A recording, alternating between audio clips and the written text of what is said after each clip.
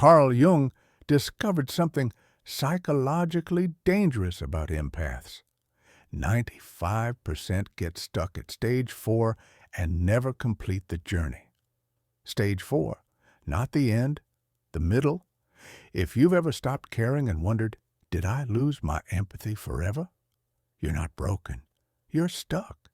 Because no one told you about the 3 stages after apathy: illumination, integration, sovereignty.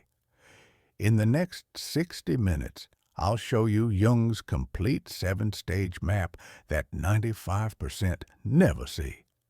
You'll meet 3 people: Michael, corporate empath who thought detachment meant strength; Sarah, nurse who went numb after patient deaths; Alex, creative who stopped caring and almost destroyed their career. All stuck at stage 4, all found the map, all reached sovereignty. Here's the map. Stage 1, saturation, absorbing everything. Stage 2, breaking, psyche cracks. Stage 3, withdrawal, pulling back. Stage 4, apathy, where you're stuck. But Jung documented 3 more. Stage 5, illumination, seeing clearly. Stage 6, integration, living it daily. Stage 7, sovereignty. Empathy is choice, not curse. At 15 minutes, I'll teach you the detachment breath that saved Sarah. At 32, the boundary scripts that helped Michael. At 48, the integration practice that transformed Alex. Let's begin. Stage 1, the saturation. Michael's story begins in a parking lot after his 5th meeting, realizing, I don't know where I end and they begin. That's prima materia. That's where transformation starts. Before we understand how empaths stop caring, we need to understand where it begins. Stage 1, the saturation. This is the place where most empaths spend years, sometimes decades, without even knowing they're there. You're absorbing everything, every emotion in the meeting room, every unspoken tension at the dinner table, every stranger's pain on the subway, and you can't tell what's yours and what's theirs anymore. Jung called this prima materia, the raw, undifferentiated substance. In alchemy, it's the starting material before any transformation can happen. For empaths, it's that state where you're a sponge with no off switch. You're feeling everything, processing everything, carrying everything, and your nervous system is drowning. Here's why this stage matters. You can't skip it. Every single person who reaches sovereignty, that place where empathy becomes a choice, not a curse, they all started here, in the flood, in the overwhelm, in the place where they couldn't breathe. And if you're watching this video, chances are you know this place intimately. Maybe you're there right now. Maybe you've been there for so long you thought it was normal. Maybe you thought everyone felt this way. But here's what Dr. Elaine Aron's 30 years of research shows. They don't. 80 to 85% of the population doesn't process reality the way you do. Their nervous systems have filters. Yours doesn't. And that's not a flaw. That's neurology. This stage, the saturation, is where the journey begins. It's where Michael's story begins, where Sarah's begins, where Alex's begins. And it's where transformation becomes possible. Because you cannot transform what you don't first acknowledge. So let's go there. Let's name it. Let's look at what saturation actually is. What is saturation exactly? Let me show you through 3 people who lived it. Michael sits in his car in the parking garage. It's 6:47 p.m. He's been here for 45 minutes. The 5th meeting of the day ended at 6:02. It was supposed to be a 30-minute check-in. It ran 2 hours. The CEO was angry. Project delays, budget overruns. Someone had to take the fall. Michael watched his team of 40 shrink in their seats. And here's what happened inside Michael's body.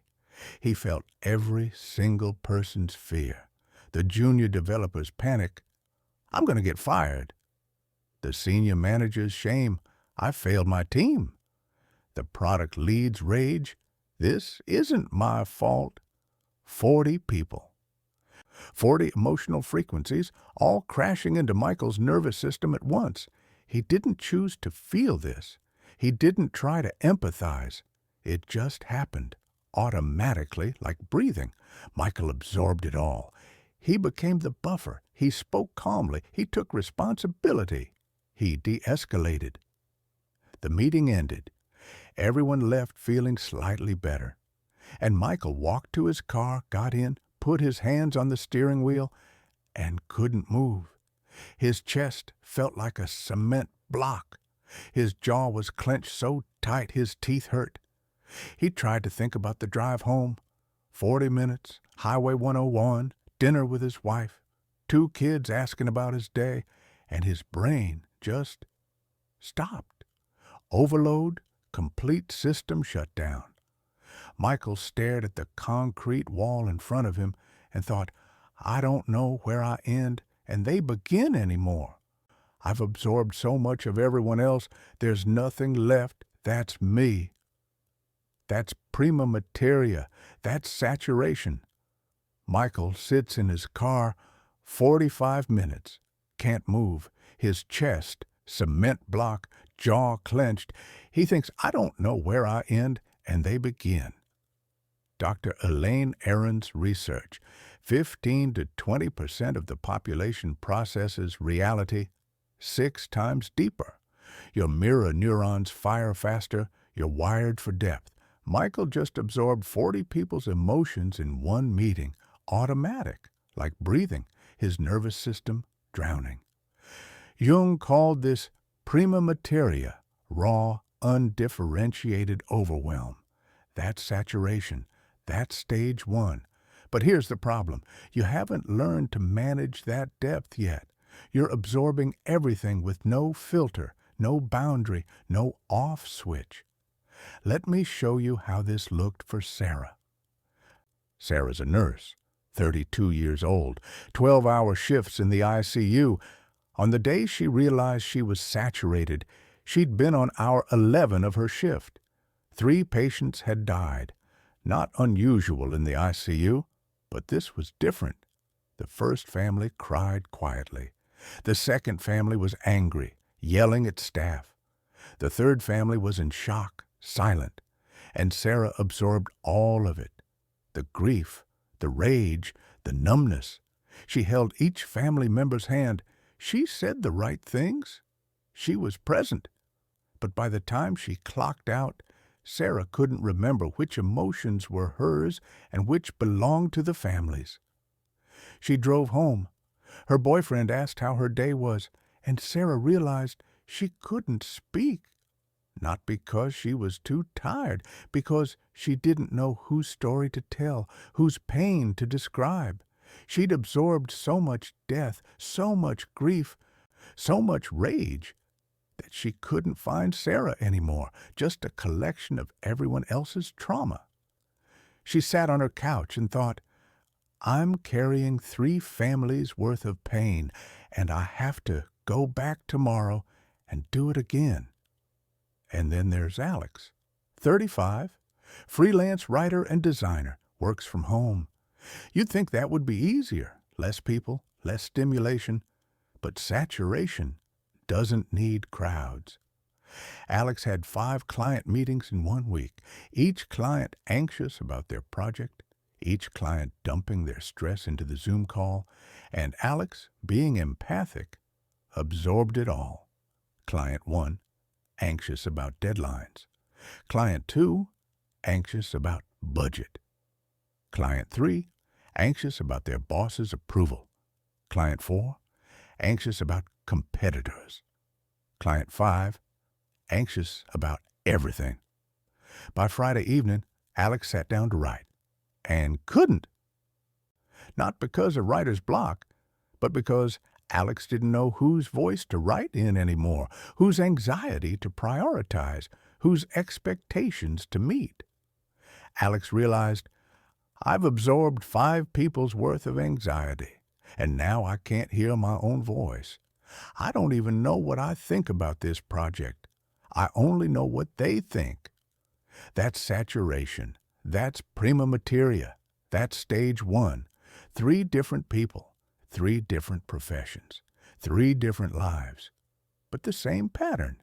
Absorbing without boundaries, carrying without filters, losing yourself in the process. And here's what Jung observed. This state is not sustainable. The human psyche has a limit.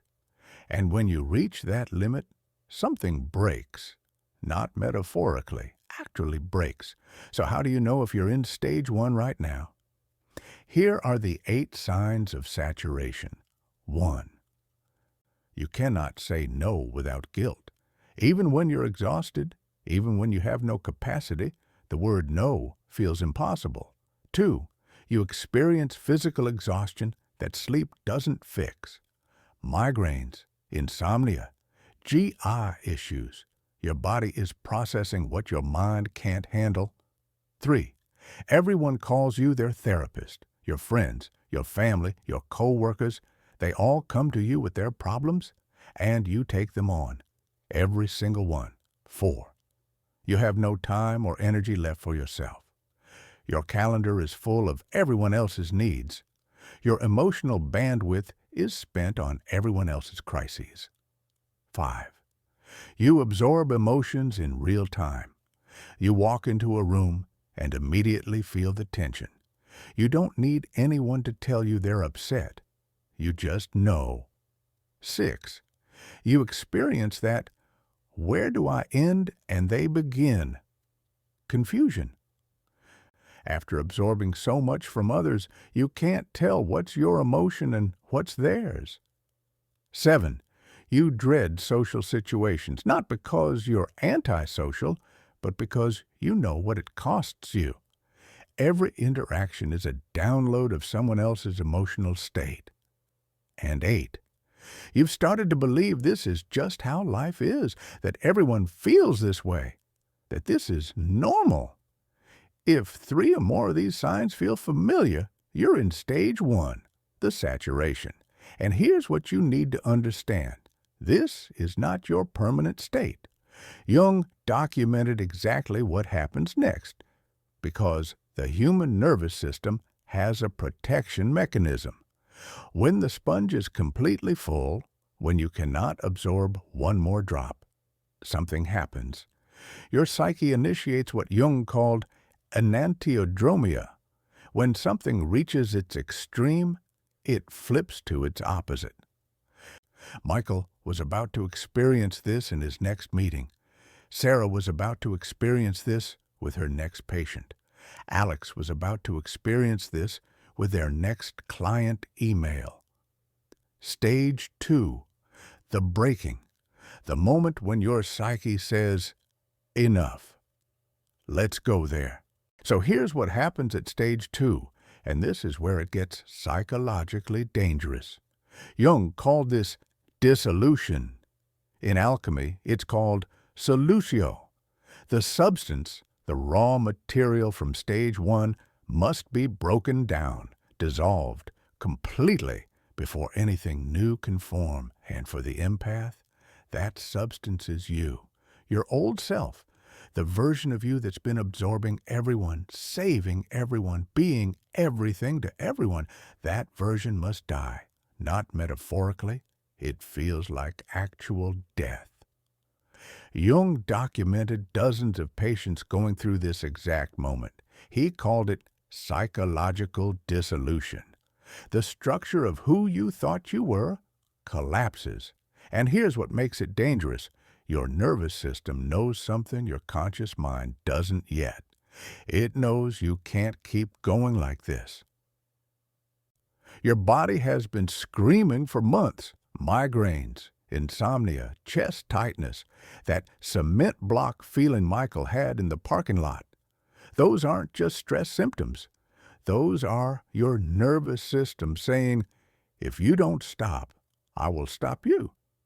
Peter Levine, who spent 40 years studying trauma and the nervous system, found that when you overload the system, when you absorb too much, process too much, carry too much, the body has an emergency shutdown mechanism. It's called dissociation. And it's not a choice. It's survival. Your psyche does the same thing. When the weight of everyone else's emotions becomes unbearable, when you can't find yourself anymore because you've become a mirror for 40 other people, your unconscious initiates what Jung called enantiodromia. When something reaches its absolute extreme, it flips. It becomes its opposite. You've been hyper-empathetic, hyper-aware, hyper-present to everyone's pain. And then one day, without warning, you're none of those things. You're blank, empty, numb, not sad, not relieved, just nothing. And that nothing, that's not you breaking down, that's you breaking open. But you don't know that yet. In the moment, it feels like you're losing your mind, losing yourself. Losing the one thing you thought made you valuable, your ability to care. This is the most dangerous stage because 95% of people think something's wrong with them. Am I depressed? Am I becoming a narcissist? Did I burn out my empathy completely? And they panic, or they numb, or they run back to stage 1 trying to force themselves to care again, and that just breaks them faster. But Jung knew this breaking isn't failure. It's necessary. He wrote, "There is no coming to consciousness without pain. People will do anything, no matter how absurd, to avoid facing their own soul." Stage 2 is where you're forced to face it, where you can't run anymore, where the old version of you dies so a new one can be born. But first, you have to go through the death. And that's what Michael, Sarah, and Alex are about to experience. Let me show you what dissolution actually looks like. Not in Jung's 1920s case files, but right now, in 3 people's lives. Michael, Tuesday morning, 9 a.m., same conference room he's been in 100 times. The CEO is asking for his opinion on the restructuring plan. Standard meeting, routine question. Michael opens his mouth, and nothing comes out. Not anxiety, not fear of saying the wrong thing, just complete blank. He tries to access what he thinks, what he actually believes about this plan, whether it's good or bad or somewhere in between, and there's nothing there, no opinion, no thought, no reaction, because for 15 years, Michael has been a mirror. He's absorbed what everyone around him needs. The steady leader, the emotional shock absorber, the guy who always knows what to say. He's performed empathy so long, he doesn't know what's performance and what's real anymore. The CEO stares at him. The room waits, 12 people watching. Michael can feel their expectations, their confusion at his silence. And for the first time in his entire career, he doesn't absorb it. He doesn't mirror it. He just sits there. Finally, he says, "I need to review the data." Generic, corporate, meaningless. The CEO frowns, but moves on. The meeting ends. Michael walks to the bathroom, looks in the mirror, and doesn't recognize himself. Not metaphorically, literally. The face looks wrong. The eyes look like a stranger's. He's experiencing what psychologists call depersonalization, what Jung called loss of soul. The old Michael, the empath who saves everyone, is dying, and the new Michael hasn't been born yet. He's in the void, the gap, the negredo, Jung's word for the blackening, the death phase. And Jung warned his students, many never leave this stage. They get stuck here for years, some for lifetimes. They mistake death for destination. Michael grabs the sink. His hands are shaking. He thinks, I've lost myself. I've absorbed so many people. I don't know who I am anymore. Where did I go? That's dissolution. That's stage 2. In a study published in the Journal of Trauma and Dissociation, researchers found that individuals with high empathy scores who experience chronic emotional overload showed a 67% higher rate of dissociative symptoms. It's not in your head. Your nervous system is protecting you the only way it knows how, by shutting down. Let's go to Sarah. Same week, different breaking point. Sarah's been a nurse for 8 years. ICU, high intensity. She chose this work because she cares, because she wants to help. But this month has been brutal. 4 patients have died. 4 families she's held as they fell apart. Patient number 4's family is in the room now. The doctor just delivered the news. Terminal. Weeks, maybe days. The daughter is sobbing. The husband is silent, staring at nothing. Sarah's job, her role, is to be the compassionate presence, to hold space, to offer comfort. She walks over, puts her hand on the daughter's shoulder, opens her mouth to say something comforting, and feels nothing, not sadness, not compassion, just a hollow, empty space where those feelings used to be.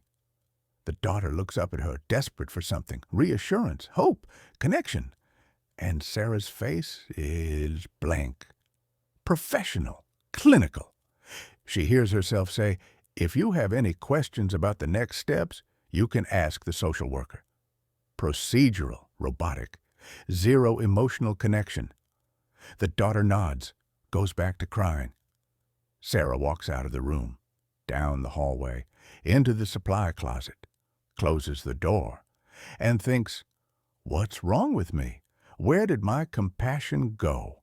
Am I becoming a sociopath? This is what Dr.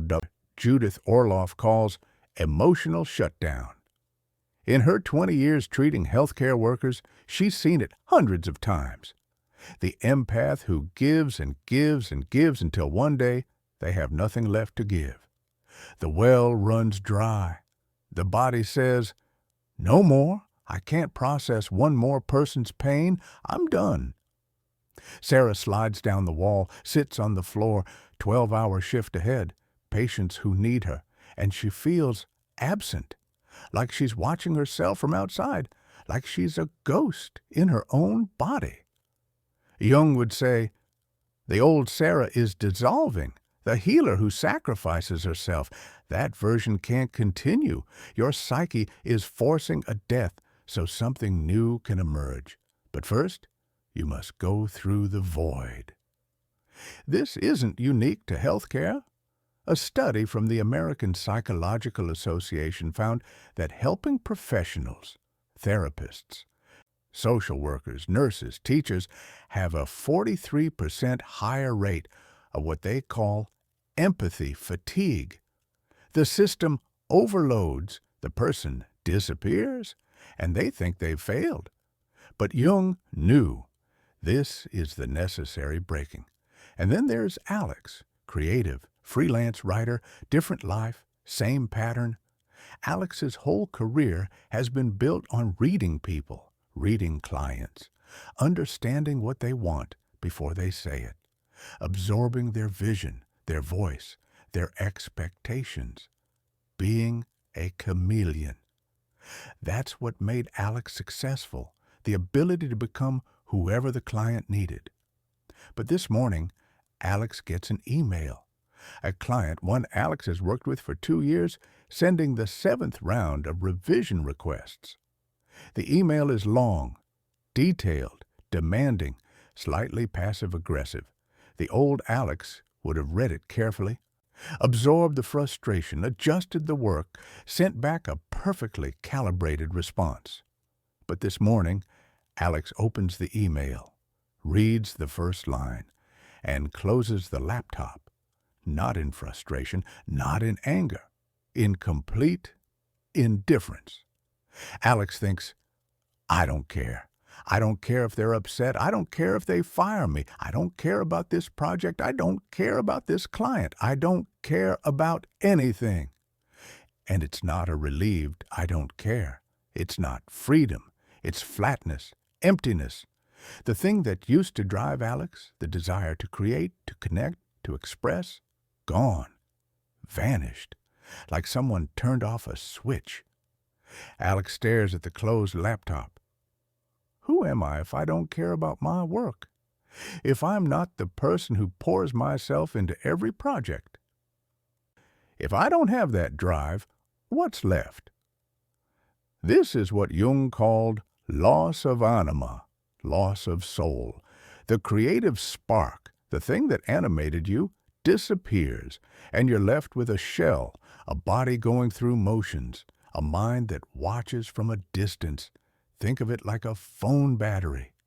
You've been running at 1% for months, ignoring every low battery warning, pushing through, and then one day, it doesn't just die slowly, it shuts down completely. Black screen, no warning, just off. That's stage 2. That's dissolution, your psyche's emergency shutdown. Let's pause here. Because if you're watching this and recognizing yourself, if you've had that moment where you just stopped, where the person you thought you were vanished, I need you to hear this. You're not broken. You're not becoming a narcissist. You didn't lose your empathy forever. What you're experiencing is called psychological dissolution, and Jung documented this exact stage in hundreds of patients over 30 years. He found that the people who got stuck in stage 2, the ones who stayed numb for years, were the ones who thought something was wrong with them, who tried to force themselves back to caring, who panicked and ran back to stage 1. But the people who made it through, they understood. This death is necessary.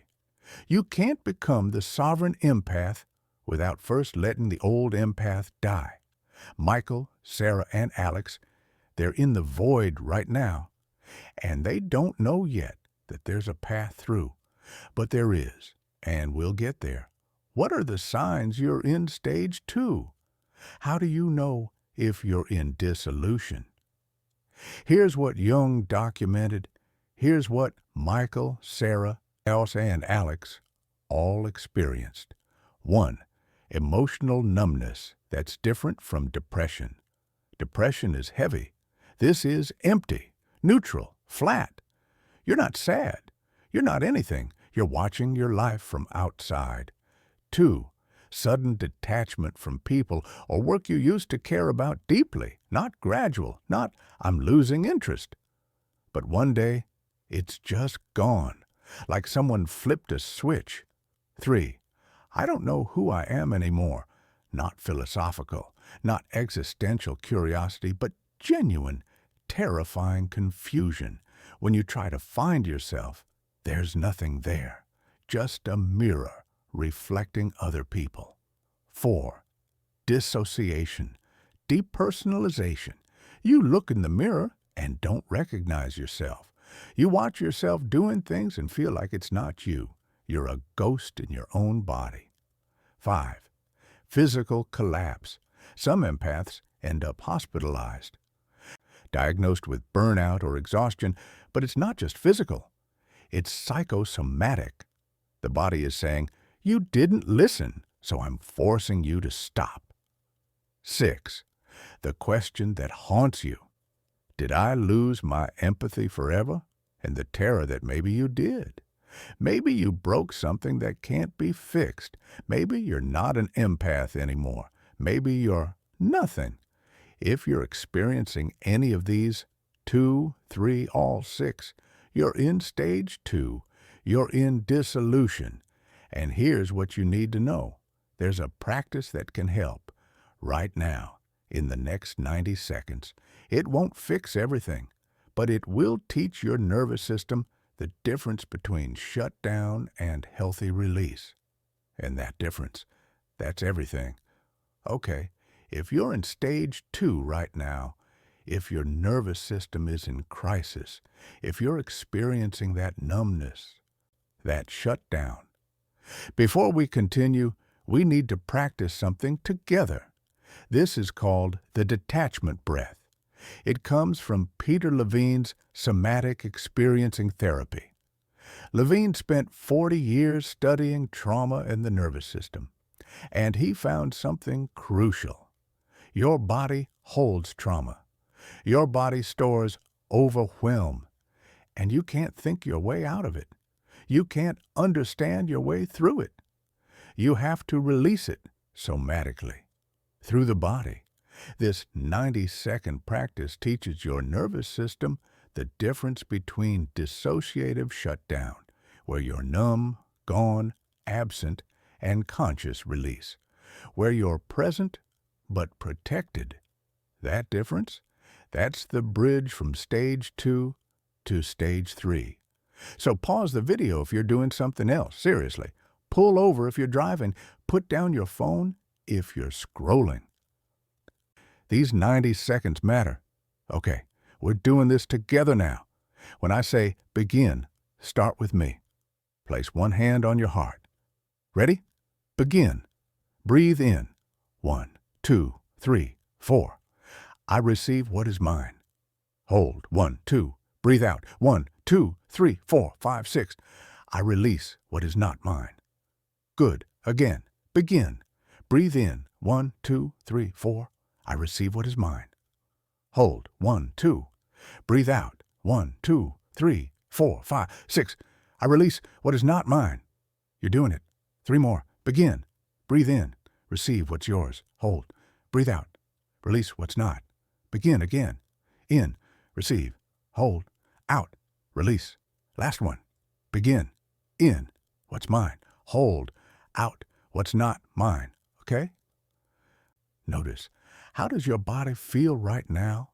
Maybe a little different, maybe the same, but you just practiced something crucial. You taught your nervous system, I can let go, I can release, without shutting down, without going numb. I can be present and protected. That's the difference between stage 2 shutdown and what's coming in stage 3. Sarah learned this practice.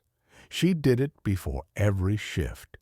In the car, 3 minutes, and it saved her from a complete nervous system collapse. 90 seconds. That's all it takes. Screenshot this timestamp, 15:45. Come back here whenever you're overwhelmed. Before a difficult conversation, after absorbing too much, in the parking lot, in the bathroom at work, before family dinners, this practice works. And here's what Jung would say. You just practiced conscious dissolution.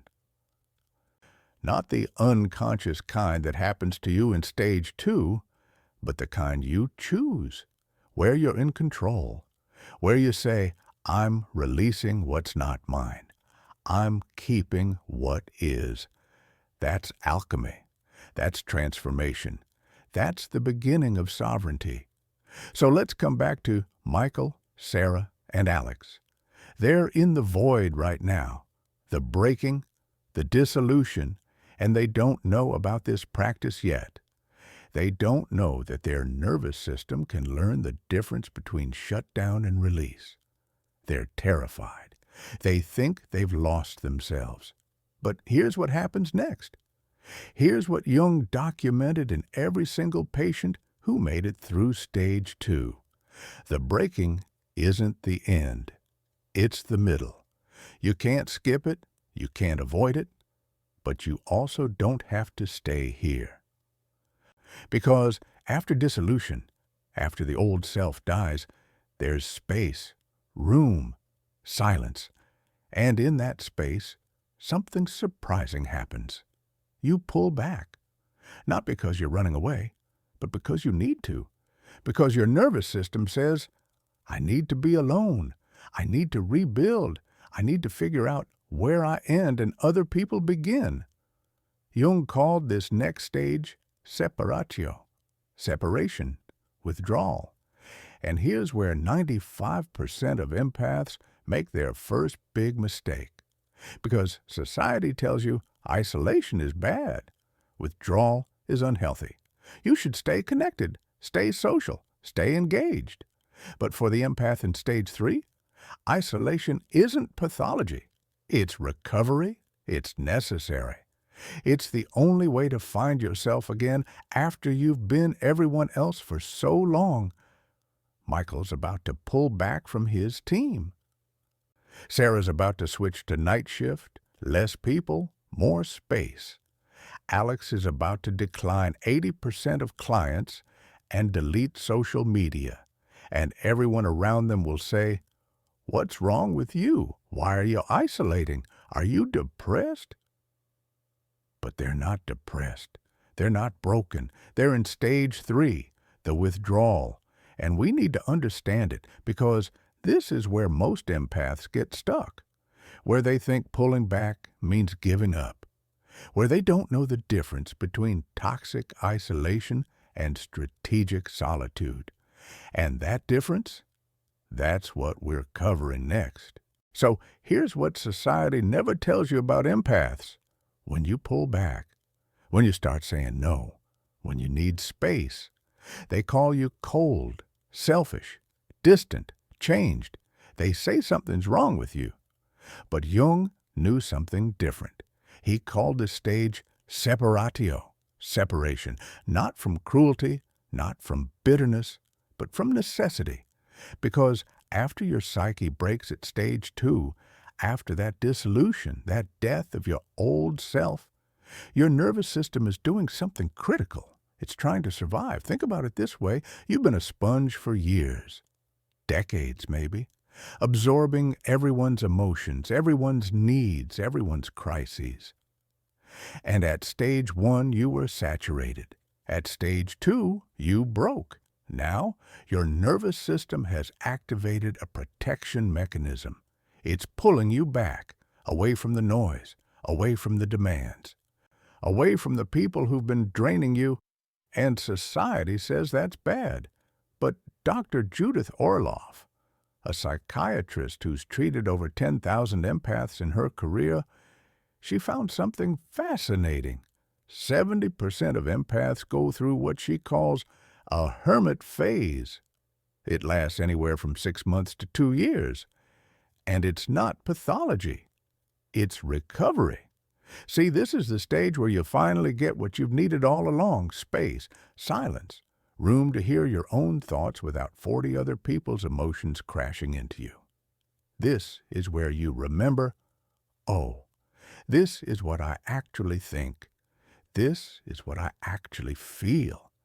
This is who I am when I'm not being everyone's mirror. But here's the trap. The danger Jung warned about. Withdrawal can be healthy, strategic, temporary, or it can become toxic, permanent. A prison you build around yourself out of bitterness and fear, and 95% of empaths who reach stage 3, they don't know the difference. They pull back, and they never come back. So in the next few minutes, I'm going to show you, what does healthy withdrawal look like? How do Michael, Sarah, and Alex navigate this stage? And most importantly, how do you know if you're in strategic solitude or if you're stuck in isolation? Because the difference between those two, that determines whether you make it to stage 4 and beyond, or whether you stay here alone for years. Let me show you what this actually looks like. In alchemy, separatio is the stage where elements that were mixed together get pulled apart. You separate gold from lead. You separate substance from impurity. And Jung realized this is exactly what empaths must do psychologically. You have to separate you from them, your energy from their energy, your needs from their expectations, your authentic self from the performed self you've been showing the world, and you can't do that while you're still in the middle of everyone's chaos. Jung wrote, In order to find yourself, you must first lose everyone else. Not forever, but for a season, for a necessary period of recalibration. This isn't antisocial. This is survival. Michael, remember him? The tech VP who broke down in that parking lot? After that moment, after he realized, I don't know where I end and they begin, something shifts. He starts saying no. Team lunch invites? Can't today. Happy hour on Friday? Need to skip this one. The 5th meeting of the day? I'm at capacity. Can we async this instead? His calendar transforms. Every optional social event declined. Every emotional labor request that isn't his actual job declined. Every coffee chat that's really just someone venting for an hour declined. And his teammates notice. The gossip starts. Michael thinks he's too good for us now. He's become cold. What happened to the guy who always had time? His wife notices too. You're different, distant. Are you depressed? Are we okay? And here's what Michael can't explain, because he doesn't fully understand it himself yet. If he doesn't pull back, he'll break completely. That parking lot moment showed him there's no him left. He's been everyone's mirror for so long, he needs time alone to remember what his own reflection actually looks like. So he withdraws. 2 months of minimal social contact. Work, only essential meetings. Home, present but quiet. Friends, group chat on mute. And for the first time in 15 years, space, silence, room to hear his own thoughts. Sarah, the nurse, remember her 4th patient death, the moment she felt nothing? After that shift, she makes a decision. She switches to night shift. Less human contact, fewer conversations, more isolation. Her manager asks why. Sarah just says, personal preference. She doesn't explain that being around people right now feels like standing in a hurricane, that every interaction is sandpaper on her nervous system. Her friends start texting. Are you okay? We miss you. Want to grab dinner? Sarah reads the messages and doesn't reply. Not because she doesn't care, but because she can't perform caring right now. She can't be Sarah, the friend who always shows up. She can't be Sarah, the emotional support. She needs to just be Sarah, alone, quiet, recovering, and for the first time in her life, she doesn't feel guilty about it. Alex, the creative, after that moment of staring at a blank screen, not caring about the client's project, they make a radical choice. They turn down 80% of their clients. 80%. Their income drops by 60%.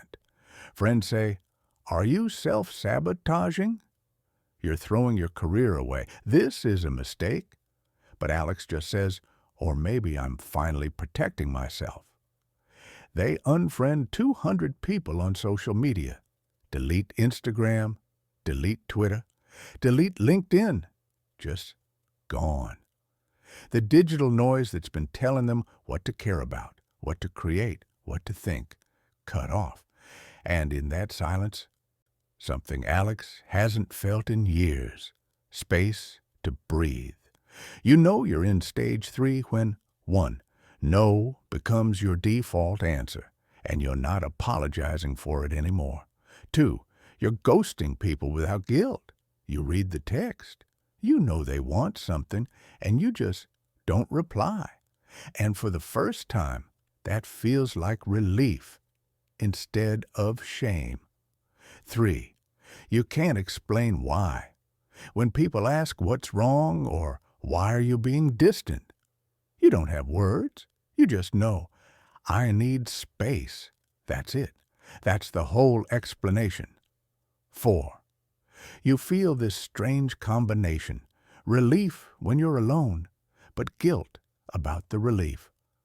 Should I miss them more? Should I want to see people? What's wrong with me? 5.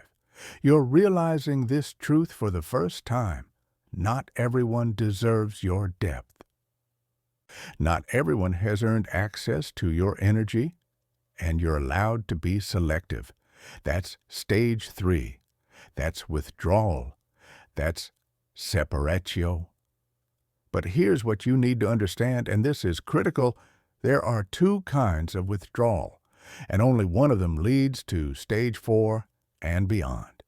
Here's the question you're probably asking. How do I know if my withdrawal is healthy or if I'm stuck? Let me give you the map. Toxic isolation looks like this. You're bitter.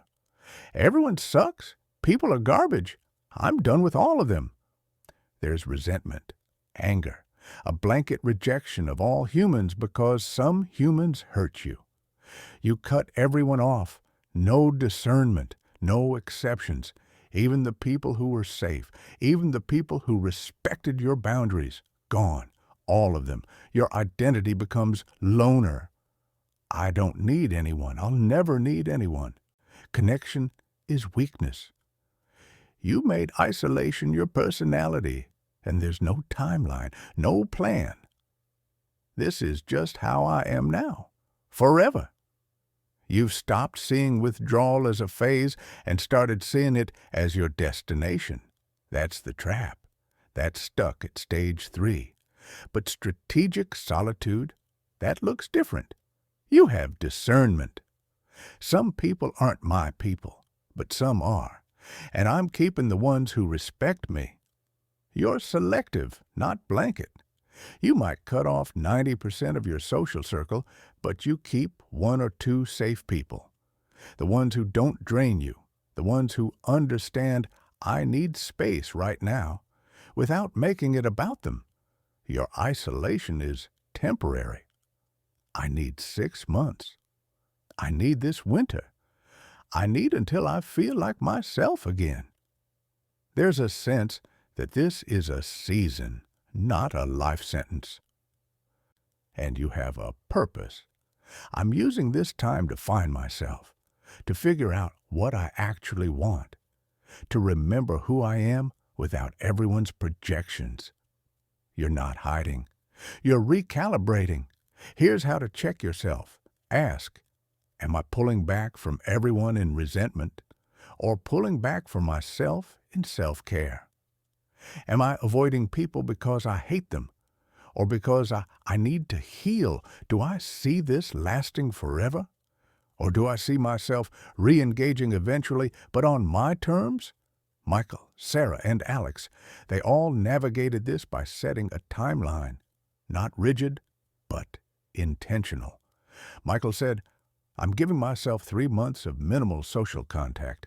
Then I'll reassess. Sarah said, night shift for 6 months. Then I'll see if I'm ready for day shift again. Alex said, no new clients for 90 days.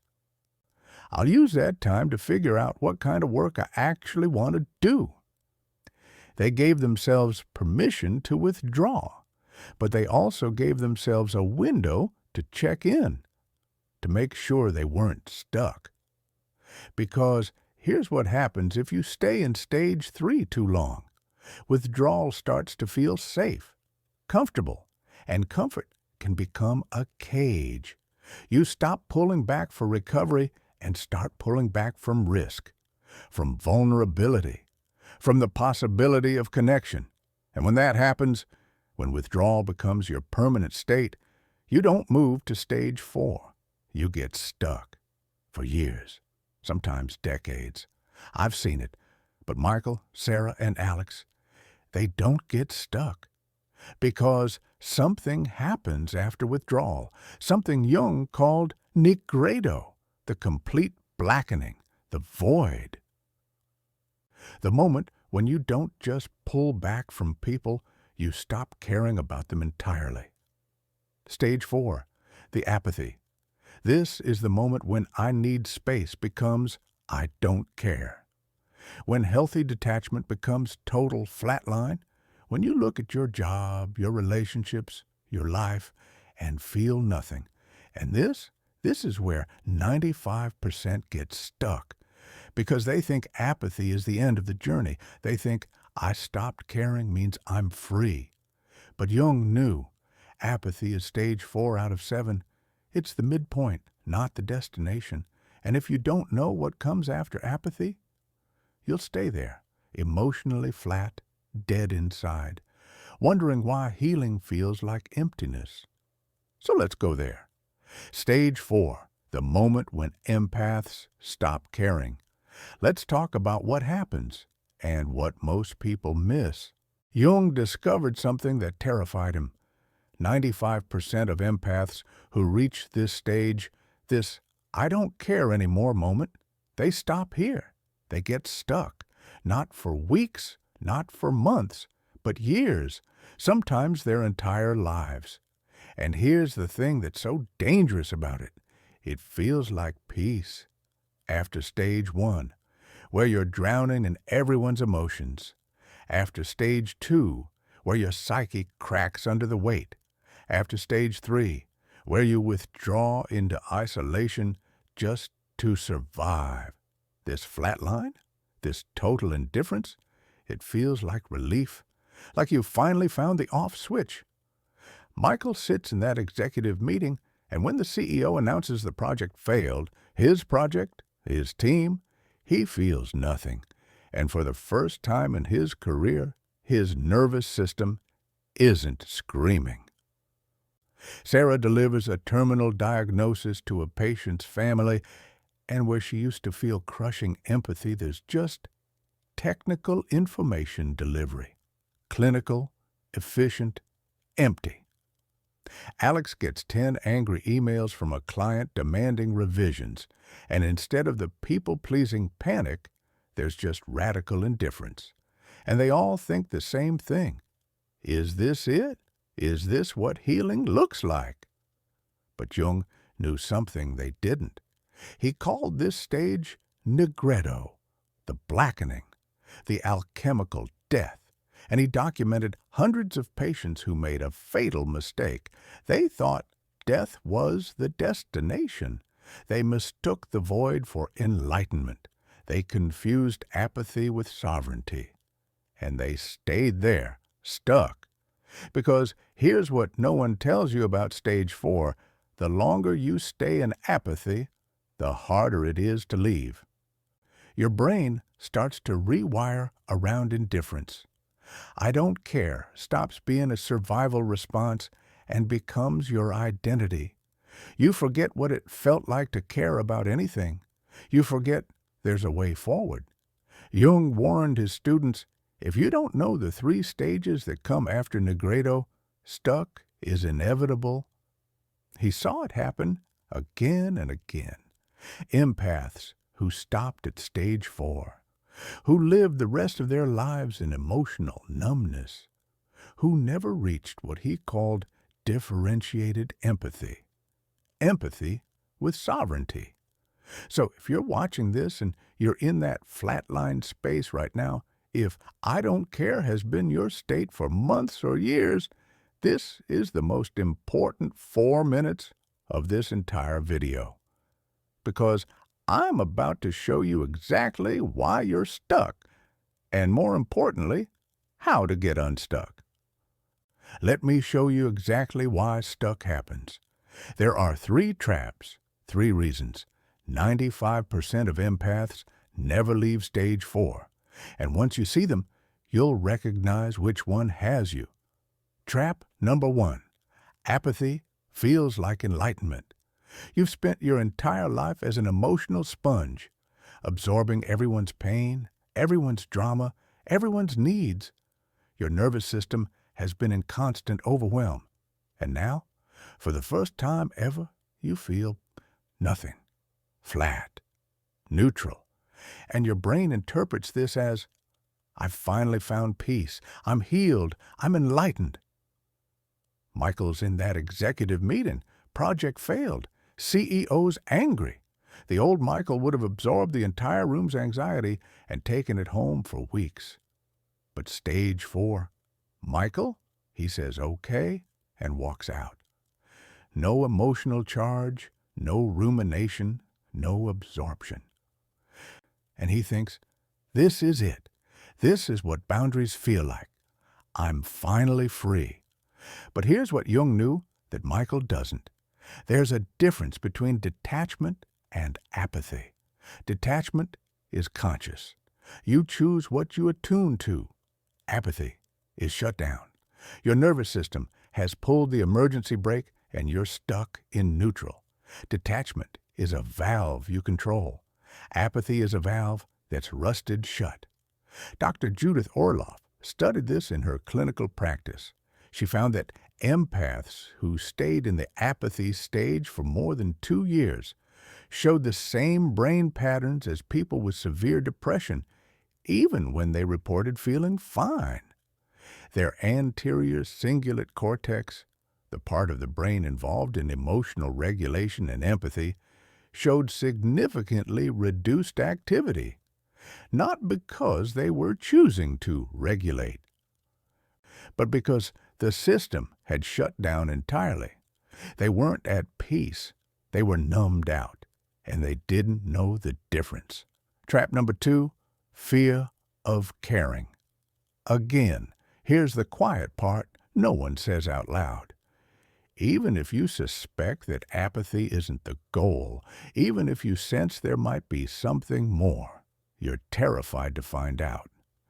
Because what if you start caring again and you end up right back at stage 1? What if you open that valve and you can't control the flood?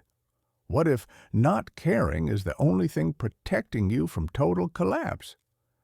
Sarah knows her numbness isn't healthy. She sees herself delivering terminal diagnoses like she's reading a grocery list. She hears the family crying and feels nothing. And a part of her whispers, this isn't who you wanted to be as a nurse. But the louder voice says, if you let yourself feel again, you won't survive another shift. This is the only way. So she stays stuck. Not because apathy feels good, but because caring again feels too dangerous. Jung had an analogy for this. He said, it's like someone with frostbite who's lost all feeling in their hands. If you tell them you need to warm your hands up, they'll resist. Because warming up means the pain comes back. The numbness is protecting them from agony. But if they stay numb too long, they lose the hands entirely. That's stuck. You're protecting yourself from pain by staying numb. But if you stay too long, you lose the capacity to feel anything at all. Trap number 3, no one shows you the map. And this is the trap that makes stuck almost inevitable. Because even if you suspect apathy isn't the goal, even if you're willing to risk caring again, no one tells you how. Society just says you need to care more, or you're being cold. But they don't give you the roadmap. They don't show you the 3 stages that come after Navigator. So you sit in stage 4, knowing something's wrong, but having zero idea what comes next. And without a map, stuck is the default. In Jung's 30 years of documenting this process, he found that patients who stayed stuck had one thing in common. They didn't know about albedo, citrinitas, and rubedo. They didn't know there were 3 more alchemical stages. They thought Navigator, the death, was the final transformation. So they stopped there and stayed there for decades. But the patients who completed the journey, they all had one advantage. They knew the map existed. They knew stage 4 was the middle, not the end. They knew stuck was a trap, not a destination. And that knowledge alone, just knowing there's a stage 5, 6, and 7, changed everything. How do you get unstuck? How do you leave stage 4 without going back to stage 1? First, ask yourself this question right now. Is my apathy a choice or a shutdown? If you can feel neutral about some things but still care deeply about others, that's discernment. That's moving toward stage 5. But if everything feels flat, if you can't remember the last time you cared about anything, that's stuck, and you need the map. Here's the map. Stage 5 is called illumination, albedo, the whitening. It's when you start to see clearly for the first time. Not through the overwhelm of stage 1, not through the apathy of stage 4, but through discernment. You care selectively. You choose where your energy goes. Stage 6 is integration, saturationitas. You practice living as this new self. You test boundaries. You refine what works. You learn to re-engage with the world, but on your terms. Stage 7 is sovereignty, rubedo. Empathy becomes your superpower, not your wound. You're differentiated. You know where you end and others begin. You care deeply about the right things, and you have the energy to show up for them because you're not wasting it on everything else. And in about 2 minutes, I'm going to give you 3 boundary scripts that will help you re-engage without sacrificing yourself. These are the exact scripts that helped Michael go back to work without becoming the emotional sponge again. But first, you need to know one more thing. You don't have to leave stage 4 perfectly. You don't have to have it all figured out. You just have to know stuck is a trap, not a destination. You just have to know there's a stage 5, 6, and 7, and you just have to take one step forward. Because here's what Jung discovered. The moment you know stuck is a trap, you've already started to leave it. Just by watching this video, just by learning there's a way forward, you're no longer completely stuck. You're in motion. Now let's talk about how to move with protection, how to care again without collapsing, how to re-engage without going back to stage 1. That's where the boundary scripts come in. After the void, after the flatline, after months of, I don't care, something shifts. Not dramatically, not like a lightning bolt moment, but quietly, like the first light of dawn after the longest night. Jung called this albedo, the whitening, the illumination stage. And here's why this matters more than any other stage in this journey. Stage 4 is where 95% get stuck. They mistake apathy for peace, detachment for freedom, numbness for healing, and they stay there years, sometimes decades, living in emotional flatland, wondering why life feels gray. But stage 5? This is where the real transformation begins. This is where you discover something most empaths never learn. You didn't lose your empathy. You refined it. Think about gold, raw ore from the ground. It's mixed with everything, dirt, rock, impurities. You can't use it like that. But put it through fire, through the alchemical process. The impurities burn away, and what's left is pure gold, stronger, more valuable, more useful. That's what happened to your empathy. Stage 1 through 4? That was the fire. The breakdown of your old, undifferentiated empathy, the kind that absorbed everything, helped everyone, and destroyed you in the process. Stage 5 is when you realize what came out the other side isn't less. It's refined, it's conscious, it's sovereign, and that changes everything. Because this is the stage where you stop being a victim of your empathy and start being the master of it. Where you move from, I feel everything everyone feels, to, I choose what I attune to. From emotional sponge to intentional empath. From curse to superpower. Michael, Sarah, and Alex, they each hit this moment, not on the same day, not in the same way, but they all crossed the same threshold, and on the other side, their lives looked completely different. Let me show you what illumination actually looks like. Not in theory, in real life. Michael.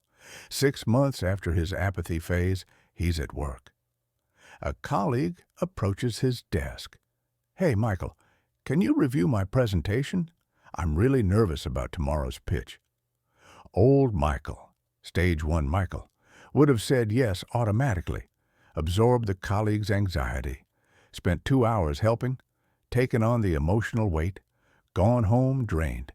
Apathetic Michael, Stage 4. Michael would have said, "Can't, busy." Flat refusal, no consideration, just no. But Stage 5. Michael, he pauses, and in that pause, something new happens.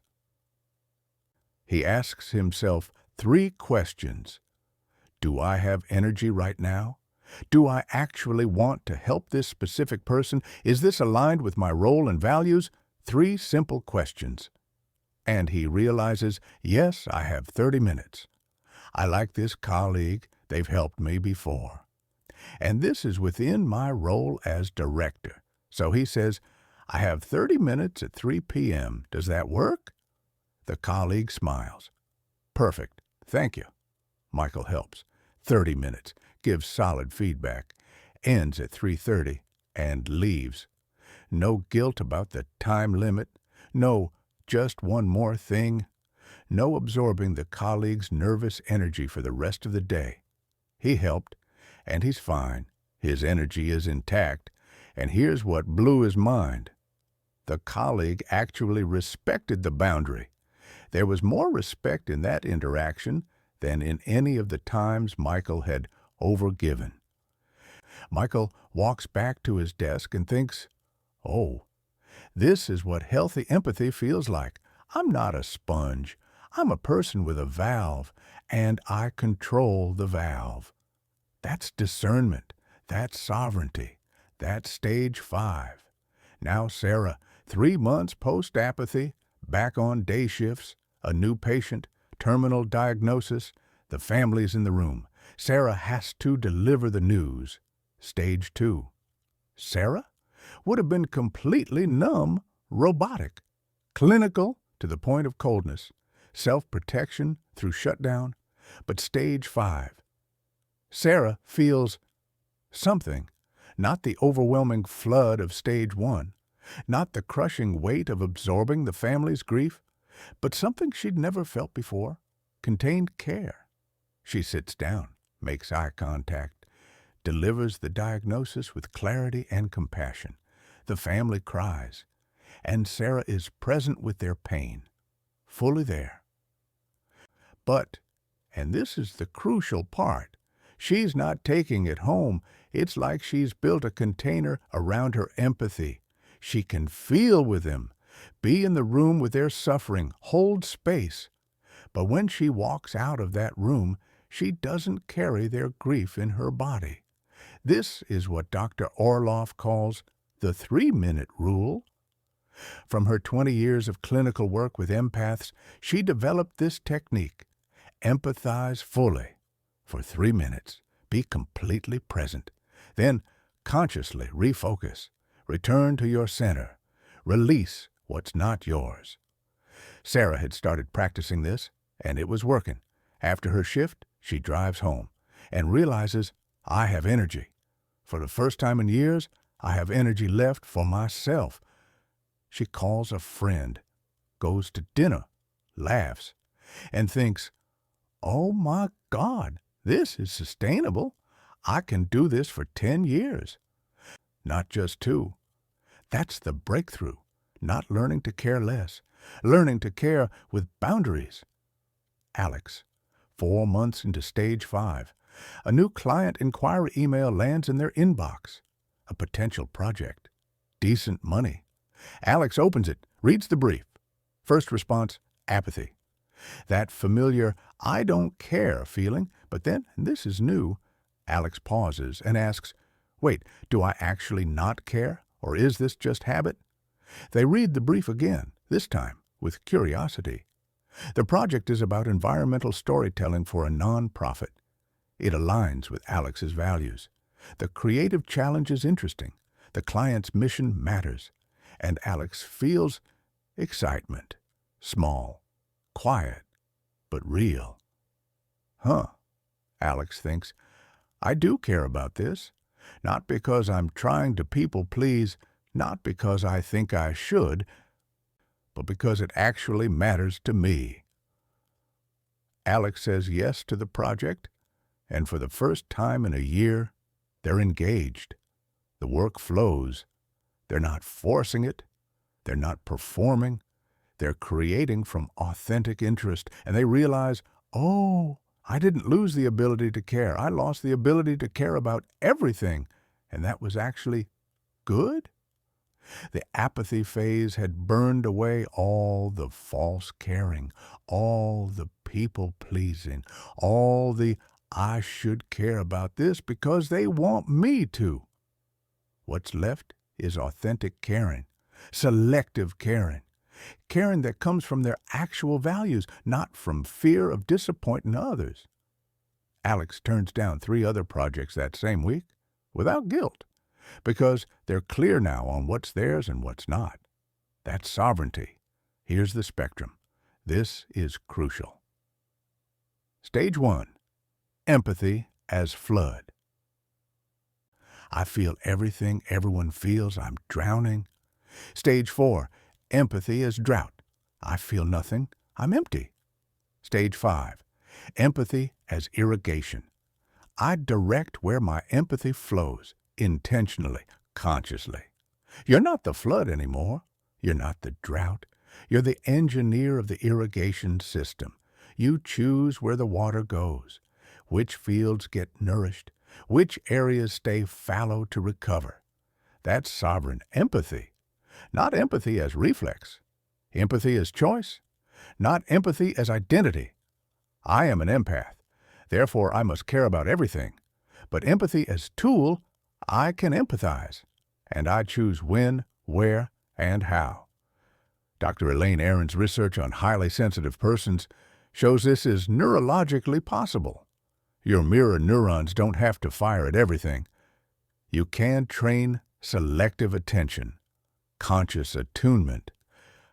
Jung called this differentiated empathy, the ability to separate, to differentiate between what's yours and what's theirs, between what serves and what depletes. Michael learned it through the 3-question filter. Sarah learned it through the 3-minute rule. Alex learned it through authentic value alignment. Different paths, same destination. Sovereignty. What does sovereignty actually look like? Let me give you 7 markers. If you're experiencing these, you're living at stage 7. 1. Boundaries are consistent now. Automatic. You don't negotiate with yourself every time. You know your limits. You honor them. No guilt. Michael says no to meetings. Sarah leaves work at 7. Alex declines misaligned projects. None of them agonize over it anymore. 2. Empathy is a tool you use, not an identity you carry. Michael doesn't say, I am an empath anymore. He says, I can empathize when it serves the situation. Big difference. One is fixed. One is flexible. Sovereignty is empathy as choice, not compulsion. 3. You have energy surplus. You're not running on empty. You have capacity to give because you're not leaking energy to the wrong places. Michael has energy for his kids. Sarah has energy for dating. Alex has energy for creative work. Where's that energy coming from? Boundaries, strategic caring, sovereign choices. 4. Your values guide every decision. You don't ask, what should I do? You ask, what's aligned with my values? Michael values impact over image. Sarah values sustainability over martyrdom. Alex values authenticity over approval. Clear values make decisions easy. 5. You're at peace with being misunderstood. Not everyone gets it. Some people think Michael's cold now. Some people think Sarah's less compassionate. Some people think Alex is selfish, and all 3 of them, they're okay with that. They don't need everyone's approval. They need their own integrity. 6. You choose depth over breadth. Few people, but real connection. Michael's 3 close friends, Sarah's 5, Alex's 5. Sovereign empaths would rather have 3 people who truly know them than 300 who know the performed version. And 7. You choose meaning over comfort. Sovereignty isn't easy. It's not comfortable to set boundaries when people push back. It's not comfortable to disappoint people. It's not comfortable to be misunderstood. But it's meaningful. And Michael, Sarah, and Alex all say the same thing. I'd rather live with the discomfort of being real than the comfort of being fake. You understand the concept now. Sovereign empathy, discernment, the irrigation system. But how do you actually build this? How do you move from apathy to sovereignty? Let me give you the exact tools Michael, Sarah, and Alex used. First, Michael's 3-question filter. This is your decision-making tool for every empathy situation. Someone asks for your time, energy, or emotional labor. Before you answer, pause, ask yourself, question 1, do I have energy right now? Be honest. Check your actual capacity, not what you think you should have. Question 2, do I want to help this specific person? Not should I, but do I want to? Is there genuine care here or obligation? Question 3, is this aligned with my values and role? Does this fit within my life's priorities, or is this someone else's priority I'm taking on? All 3, yes? Engage. Set a boundary on time or scope, but engage. Anyone no? Decline. Or delay, or refer to someone else. Michael practiced this 10 times consciously. After that, it became automatic. His nervous system learned, oh, I'm allowed to check before I say yes. That's the filter. Second, Sarah's 3-minute rule. This is for when you choose to engage. Dr. Orloff's technique, empathize fully for 3 minutes. Be completely present. No walls, no protection, just genuine connection. Then consciously shift.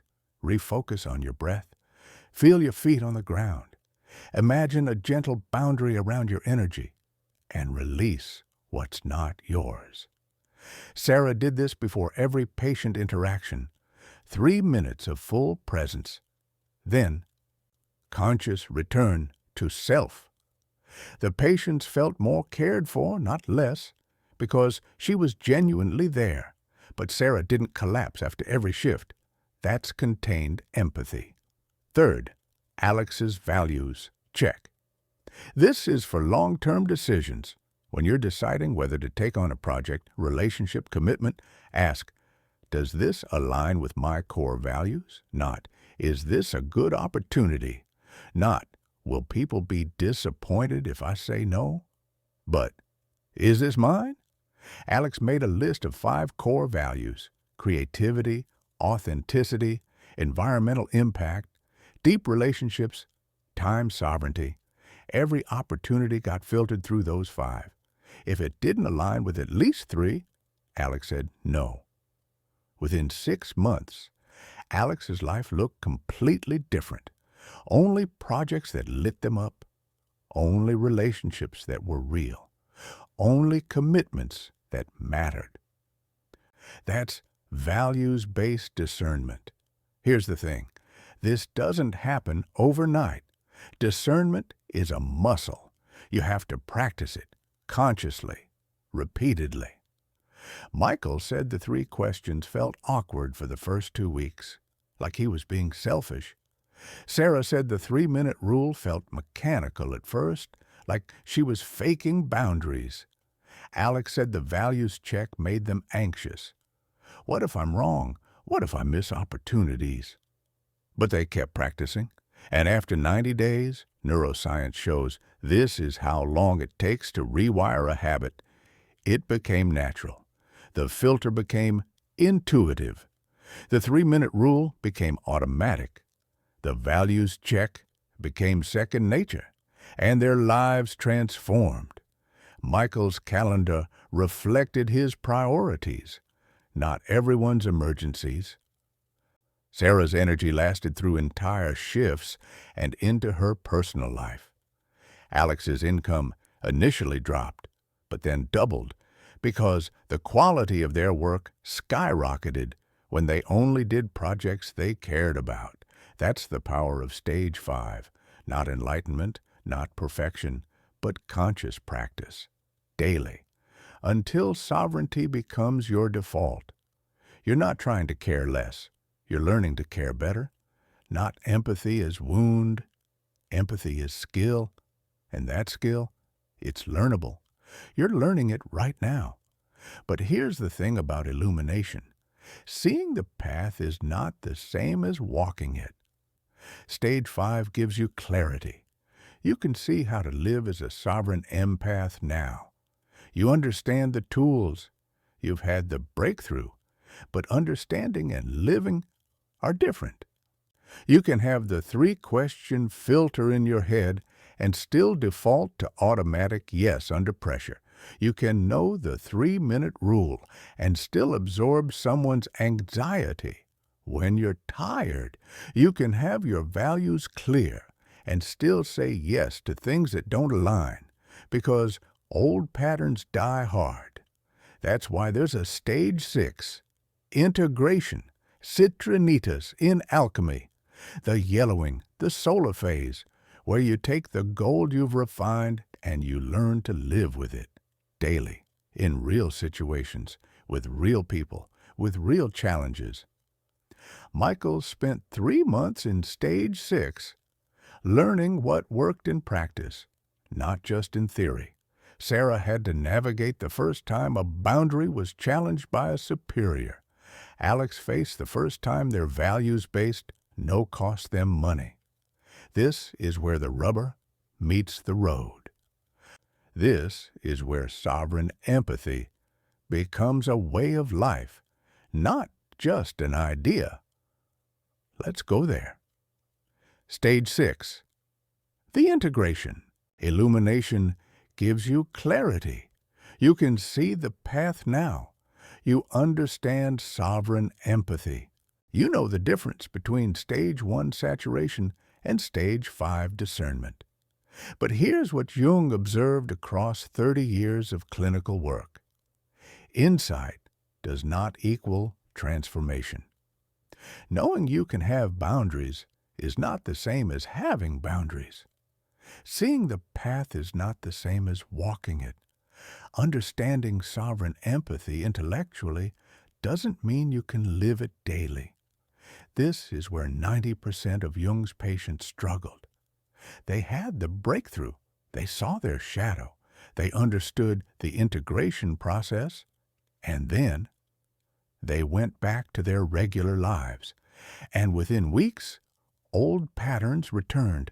The automatic yes, the emotional absorption, the people-pleasing. Why? Because knowledge lives in the prefrontal cortex.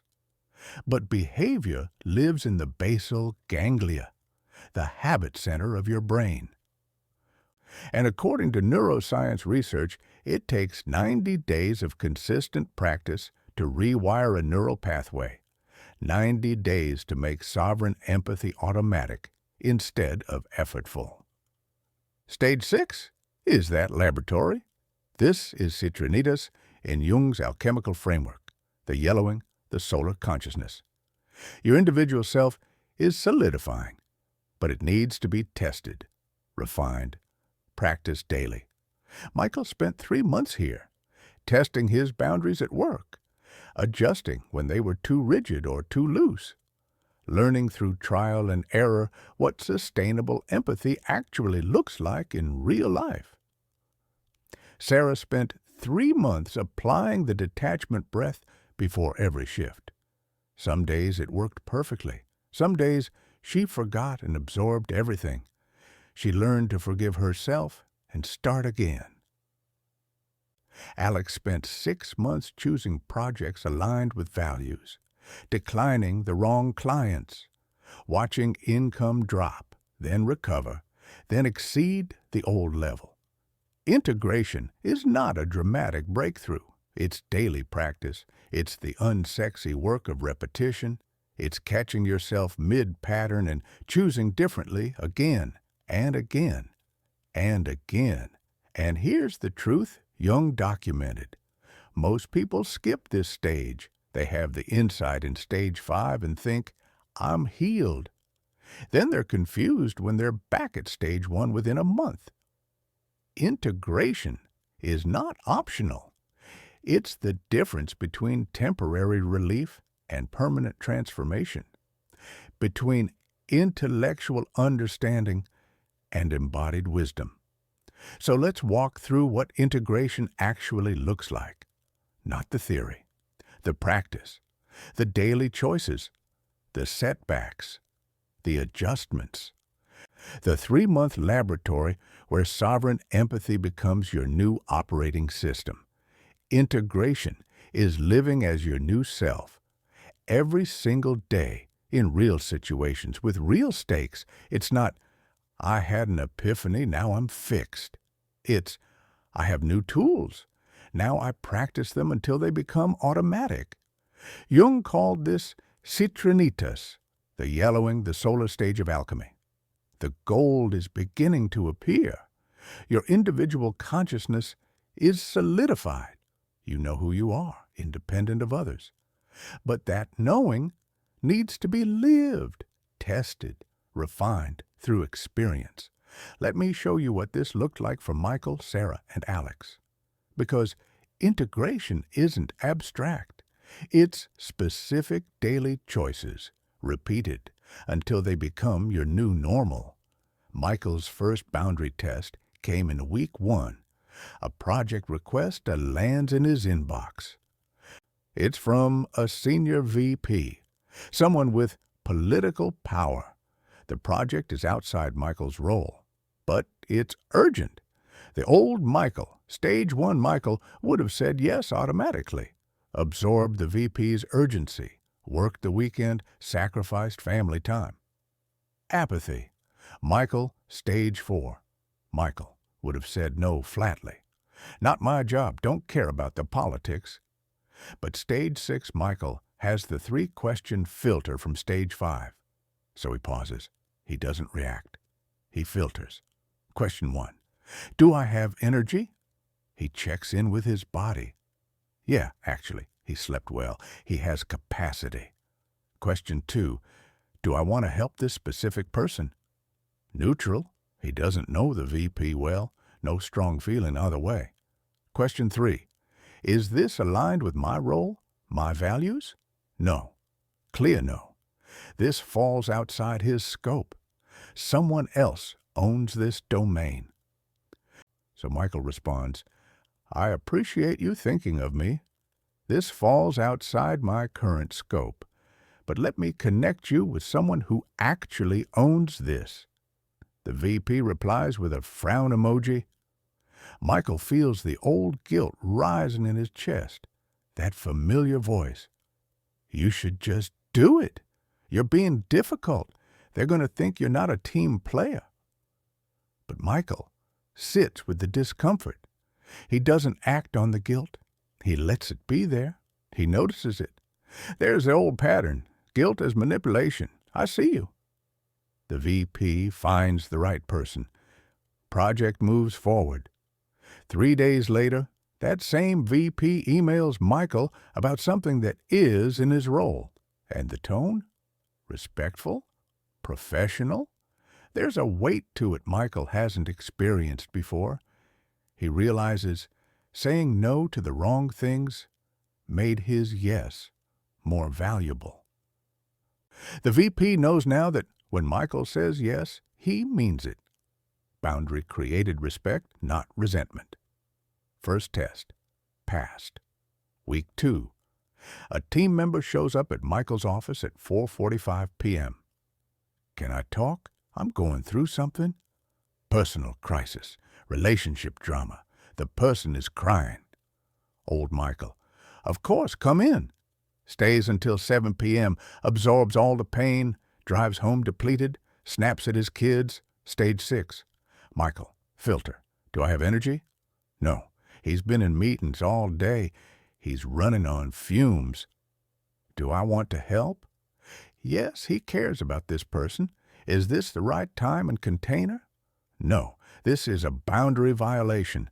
End of day, no heads-up personal issue at work. Michael says, I can see you're really struggling.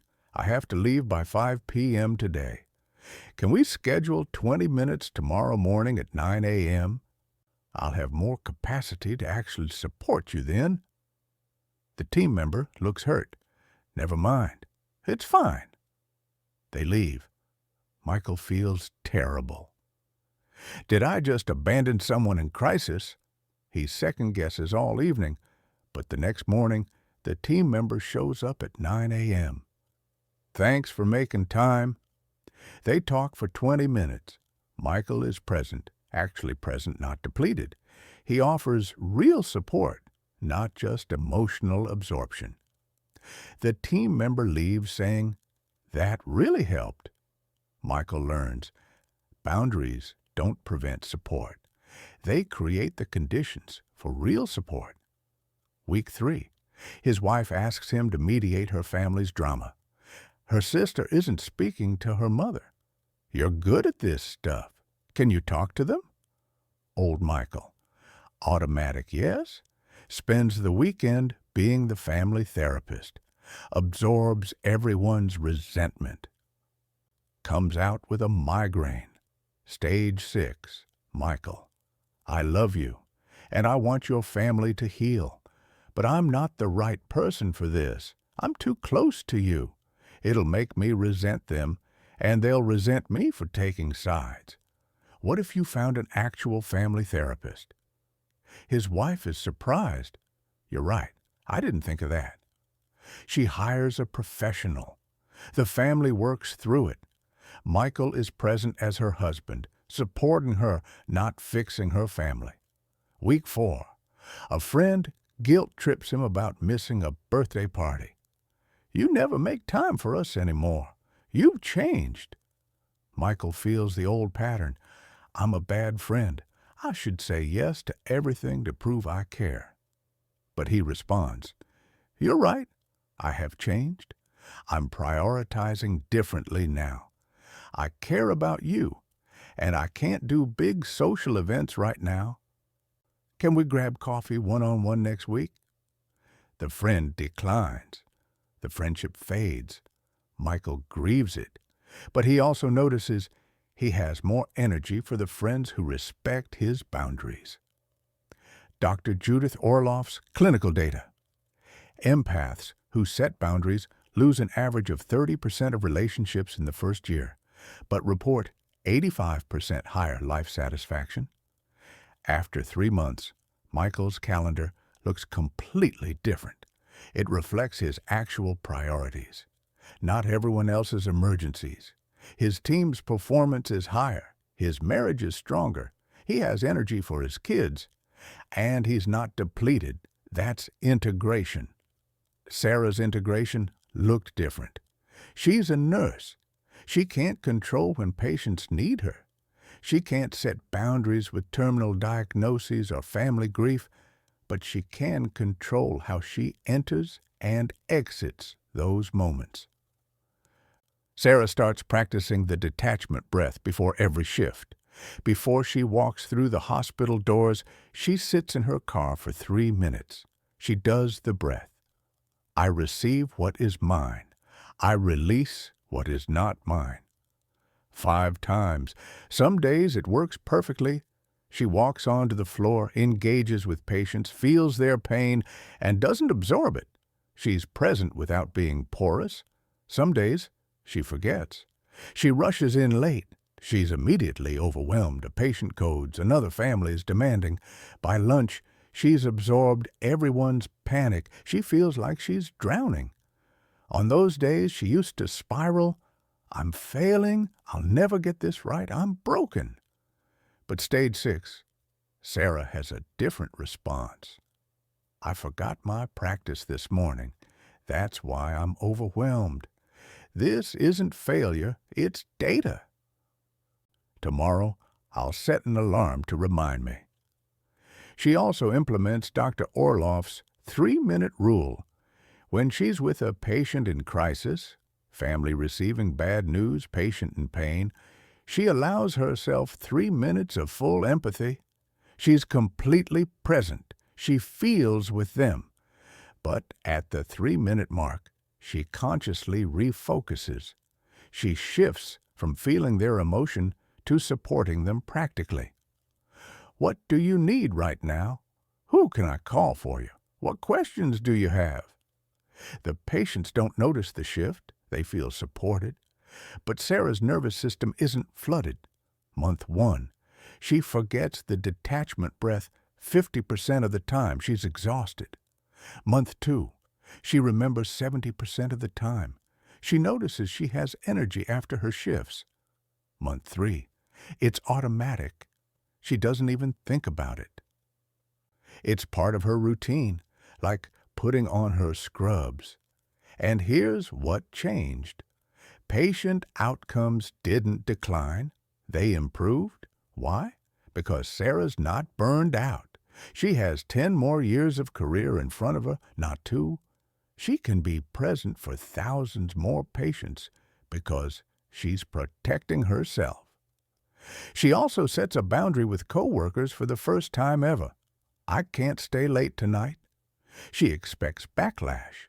She gets, okay, see you tomorrow. Her coworkers respect it, and because she's less depleted, she's actually a better nurse. Alex's integration required the biggest financial risk. Alex is a creative, a writer, a freelancer. Stage 1, Alex took every client. Stage 4, Alex turned down everything. Stage 6, Alex has to learn discernment. Which projects align with values? Which clients respect boundaries? Month 1, Alex chooses 3 clients. All 3 align with values. All 3 respect Alex's creative process. But that's only 40% of previous income. Alex panics. I'm going to lose my apartment. This was a mistake. Old pattern, take on 5 more clients immediately, regardless of fit. Stage 6, pattern. I'm scared, that's normal, but let me see what happens if I trust the process. Month 2. One of the 3 clients refers Alex to another values-aligned client. Income climbs to 60% of old level. Month 3, Alex's quality of work has increased 10-fold. Why? Because Alex isn't stretched across 10 mediocre projects. Alex is focused on 3 excellent ones. The clients notice. Word spreads. Month 6, Alex's income matches the old level, but with 60% fewer clients. The math makes no sense until you understand values-aligned work commands higher rates. Clients who respect you pay more because they value quality over cheap. The energy surplus? Alex starts a passion project. A personal essay collection? It becomes a book deal within a year. The book becomes a speaking career. Income triples. But none of that happens without the 6 months of integration. The daily practice of saying no to the wrong clients. The terror of watching income drop. The faith that discernment would pay off. That's integration. It's not instant. It's not linear. And it requires you to tolerate discomfort while new patterns solidify. Now, here's what I need you to understand. Integration is not smooth. Michael, Sarah, and Alex all had setbacks. Days when old patterns came roaring back. Moments when they questioned everything. Here are the 5 most common integration challenges. Challenge 1. Old patterns return under stress. When you're exhausted, sick, or overwhelmed, your basal ganglia defaults to the old neural pathway. Suddenly, you're saying yes when you meant no. You're absorbing everyone's emotions again. This is normal. It's not regression. It's your nervous system under load. Challenge 2. guilt resurfaces. Even after 3 months of boundaries, the question, am I selfish, doesn't disappear. It quiets, but it returns, especially when someone you care about is disappointed in your no. Challenge. 3. Social friction. Some people don't like the new you. They benefited from the old you, the one with no boundaries. They'll push back. They'll call you cold, distant, changed. Some relationships end. That's data, not failure. Challenge 4. Boundaries require iteration. Your first boundaries might be too rigid. You might overcorrect from stage 1, no boundaries, to extreme rigidity. Walls, not doors. Then you adjust. You soften some. You strengthen others. It's trial and error. Challenge 5. Patience is required. 90 days is the minimum for neural rewiring. Some patterns take 6 months, a year. You want it to be instant. It's not. Every day you practice, you're building the pathway. Trust the process. Jung documented all of this. He told his patients, integration is not a straight line, it's a spiral. You'll revisit old patterns, but each time you'll recover faster. Each time you'll learn more. Eventually, sovereignty becomes automatic. How do you actually do this? How do you integrate sovereign empathy into your daily life so it becomes automatic? Let me give you the exact practices Michael, Sarah, and Alex used. This isn't theory. This is the operating system. Daily integration practices, the foundation, morning, the energy audit, 3 minutes. Before you start your day, before you check your phone, before anyone makes demands, you check in with yourself. Sit on the edge of your bed. Place one hand on your heart. Ask 3 questions. Whose energy am I carrying from yesterday? Notice if you're still holding someone's anger, anxiety, or pain. Then say, I release what is not mine. Breathe out. What are my actual priorities today? Not what you should do. What matters to you? Your values. Write down 1-3 things. Where will I need boundaries today? Anticipate the high-risk situations. The coworker who dumps, the family member who guilts, the client who pushes. Prepare your script. 3 minutes every morning. This is what Sarah does before every shift. It's the difference between reactive and intentional. Throughout the day, the filter in real time.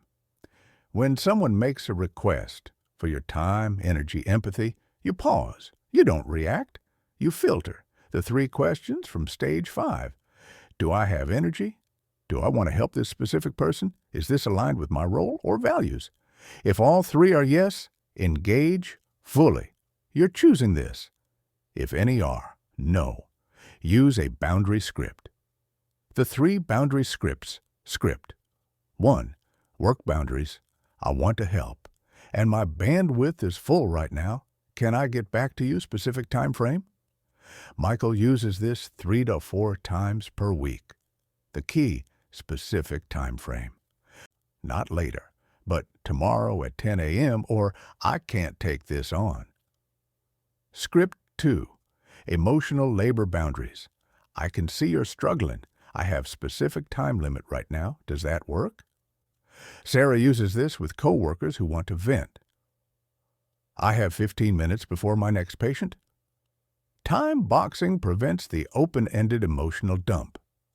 Script 3. Family friend boundaries. I love you and I need specific boundary. Can we alternative that works for both? Alex uses this when friends expect weekend availability. I need Saturdays offline. Can we do a weeknight dinner instead?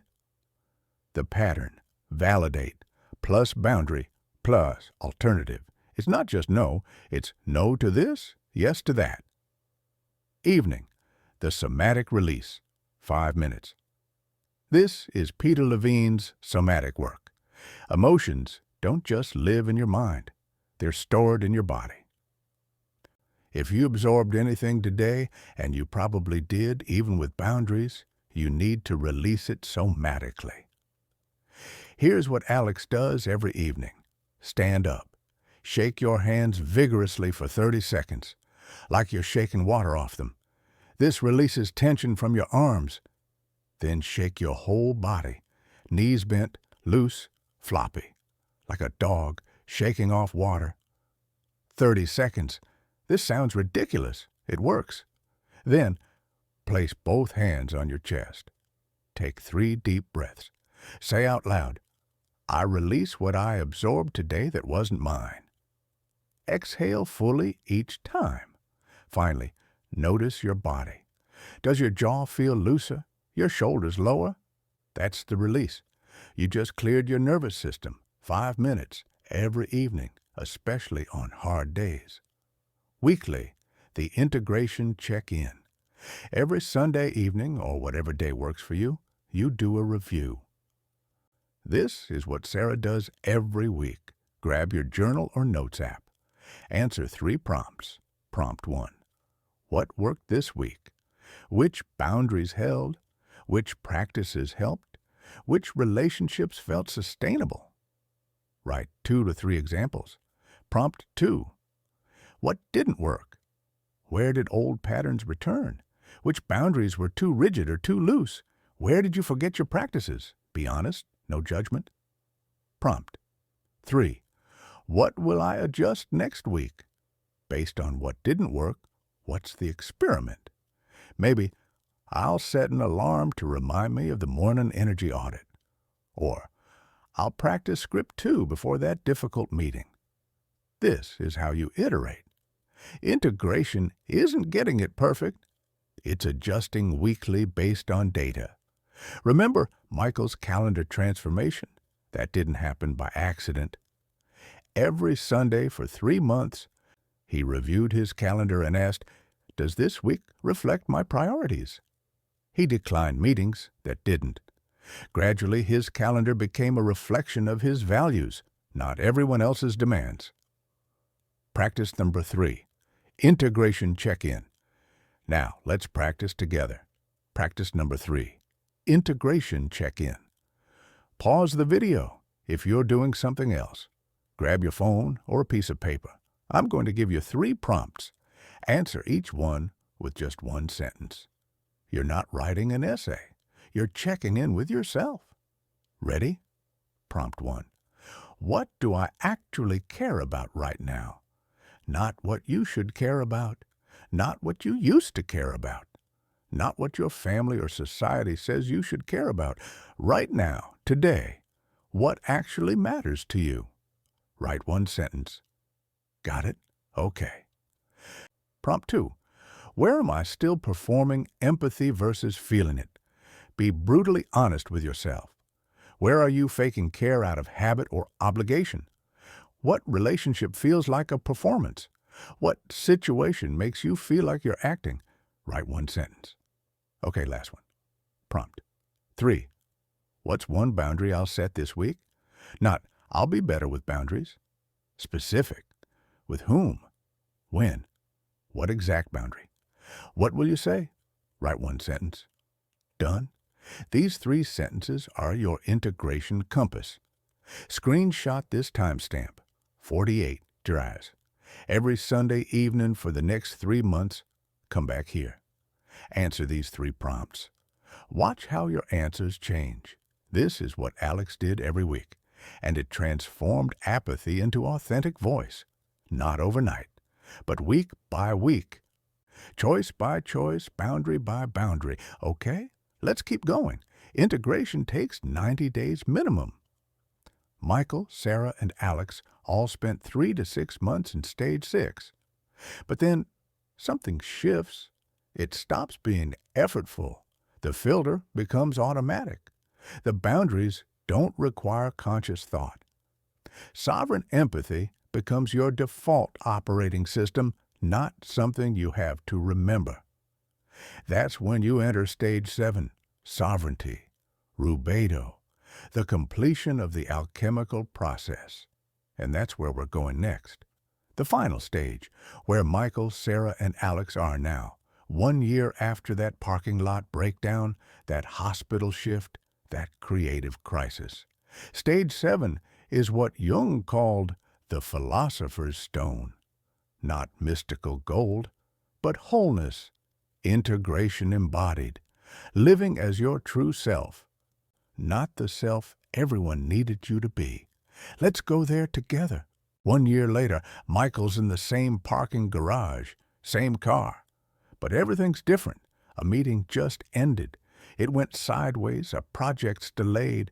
The CEO's frustrated, the team's anxious. Michael felt it all, the tension, the worry, the stress. But here's what's different. He didn't absorb it. He witnessed it. He supported the team. He offered solutions. And then he drove home. No cement block in his chest, no jaw clenching, no system shutdown. He sits in his car now, not because he's stuck, but because he's reflecting. We handled that well. I contributed what I could. The rest isn't mine to carry. He texts his wife. Leaving now, home in 40. Drives Highway 101, walks through the door. His kids run up. Dad! And he has energy for them, genuine energy, not forced, not performed, real. That's sovereignty. Sarah's at the end of her shift. A patient died today. The family's devastated. Sarah held space for their grief. She was fully present. She felt their pain. And when she clocked out, she didn't carry it home. She drives, not in silence, processing trauma, but listening to music, singing along. She stops at the grocery store, picks up ingredients for dinner, texts her partner. Cooking tonight, want to help? At home, she cooks. She laughs, she's present. And before bed, she does her 3-minute release practice. I release what I absorbed today that wasn't mine. She sleeps through the night. No nightmares, no insomnia, no replaying the family's grief. The next morning, she wakes up with energy, ready for another shift. Sustainable, not running on fumes. That's sovereignty.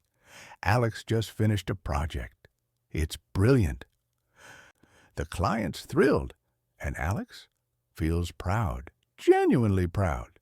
Not because the client approved, but because Alex knows. This is my best work. I created from authenticity, not performance. I said no to 3 other projects to focus on this one, and it paid off. The client refers 2 more people, both values aligned, both projects Alex actually wants to do. Alex's income is triple what it was at stage 1, working half the hours, with energy left over for their personal writing. The book's doing well, the speaking invitations are coming in, and here's what Alex says. I'm not working less because I care less. I'm working less because I've learned to care better. Strategically, intentionally, only where it matters. That's sovereignty. So what is stage 7? What does it actually mean to live as a sovereign empath? Jung called this rubedo, the reddening, the final stage of alchemical transformation, the philosopher's stone, not literal gold, but psychological wholeness. It's the moment when empathy is no longer something that happens to you. It's something you do, consciously, intentionally, with full awareness of the cost and the choice. You're not the flood anymore. You're not the drought. You're not even the irrigation system anymore. You are the engineer, the operator, the sovereign. And here's what Jung discovered about the people who reached this stage. They all shared 7 characteristics, 7 markers that showed rubedo wasn't just theory, it was lived reality. Let me show you what those 7 markers look like. Not abstract, but specific, observable, daily behaviors. The 7 markers of sovereign empathy. Marker 1. Energy is abundant, not scarce. Stage 1. Michael was always exhausted, running on empty, depleted by noon, dreading interactions. Sovereign. Michael has a surplus, not because he's doing less, but because he's not leaking energy to the wrong places. He gives where it matters. He conserves where it doesn't. His team says he's more present now than ever. His kids say he's more fun. His wife says he's more connected. How?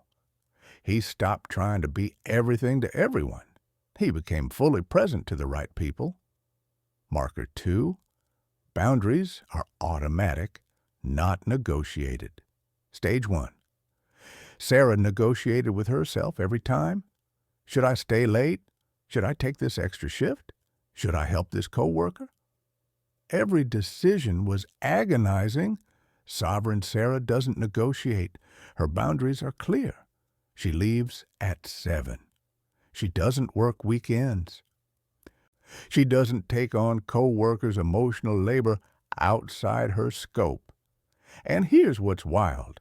No one pushes back anymore because her boundaries are consistent, predictable, respectful. People know where she stands, and they respect it. Marker 3.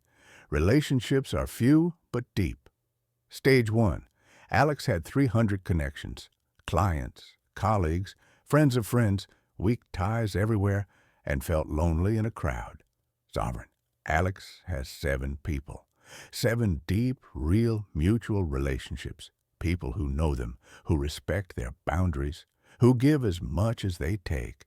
Quality over quantity, depth over breadth, intimacy over performance. And Alex says, these 7 people fill me up more than 300 people-pleasers ever did. Marker 4. Guilt is data, not a driver. Stage 1. Michael felt guilty constantly. Guilt drove every yes. Every sacrifice, every over-functioning. Sovereign Michael still feels guilt sometimes, but he doesn't act on it. He notices it. There's the guilt? Interesting. What's it telling me? Am I violating my values, or is this old conditioning? Most of the time it's old conditioning, and he thanks it for trying to protect him, and he chooses differently. Guilt becomes information, not a command. Marker 5. Empathy is selective, not reflexive. Stage 1. Sarah's mirror neurons fired at everything. Someone walked in stressed. She absorbed it automatically, no filter. Sovereign Sarah's empathy is conscious. She chooses when to attune, when to feel with someone, when to witness without absorbing. She's in the room with a dying patient's family. She chooses to empathize fully for 3 minutes, then she consciously releases, returns to center. Moves to the next patient. Empathy as tool, not as reflex. Marker 6. Values guide every decision. Stage 1. Alex made decisions based on fear. Fear of disappointing people. Fear of losing income. Fear of being judged. Sovereign Alex makes decisions based on values. 5 core values. Written down. Reviewed weekly. Every opportunity filtered through them. Does this project align with at least 3 of my values? Yes? Consider it. No? Decline immediately. No guilt. Values eliminate 90% of decisions because the answer is already clear. Marker 7. You're at peace with being misunderstood. This is the final marker, the hardest one, the one that separates stage 6 from stage 7. Stage 1. Michael needed everyone to like him, to understand him, to approve of him. Sovereign Michael? Some people think he's cold now. Some people think he's selfish. Some people miss the old Michael who said yes to everything, and Michael is okay with that. Not in a defensive way, not in a I don't care what anyone thinks way, but in a grounded way. I know who I am. I know my values. I know my boundaries. And if someone misunderstands that, I can't control their perception. I can only control my integrity. That's sovereignty. When you stop performing for approval, when you stop explaining yourself to people who've already decided, when you know that being real is more important than being liked. How do you maintain sovereignty? Because this isn't a destination where you arrive and never struggle again. Jung was very clear about this. Rubedo isn't the end of work. It's the beginning of maintenance. You're not immune to old patterns. You're not beyond saturation. You're not incapable of breaking again, but you have tools now. You have awareness. You have a map. And when you start to slip, and you will, you catch yourself faster. Here's what Michael, Sarah, and Alex do to maintain sovereignty. Daily practices. Morning, 3-minute energy audit. Before checking phone, before starting the day. Whose energy am I carrying? What are my priorities? Where will I need boundaries today? Throughout the day, the filter. Every request for time or energy. Do I have energy? Do I want to help this person? Is this aligned with my values? Evening, 5-minute somatic release. Shake off the day. Release what's not yours. Return to your body. Weekly practices. Sunday evening, integration check-in. What worked this week? What didn't? What will I adjust? Monthly review. Calendar audit. Does my calendar reflect my actual priorities or everyone else's emergencies? Decline what doesn't align. Quarterly, values check. Are my 5 core values still true, or have I evolved? Update them as needed. These aren't optional.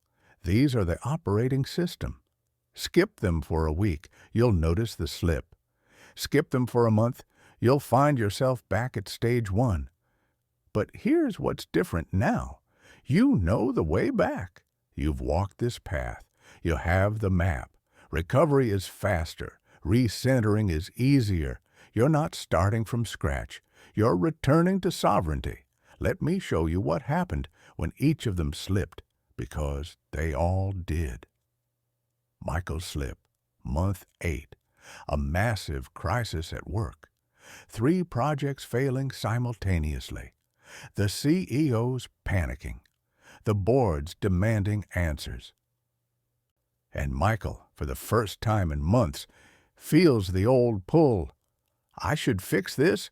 I should absorb everyone's anxiety. I should be the buffer.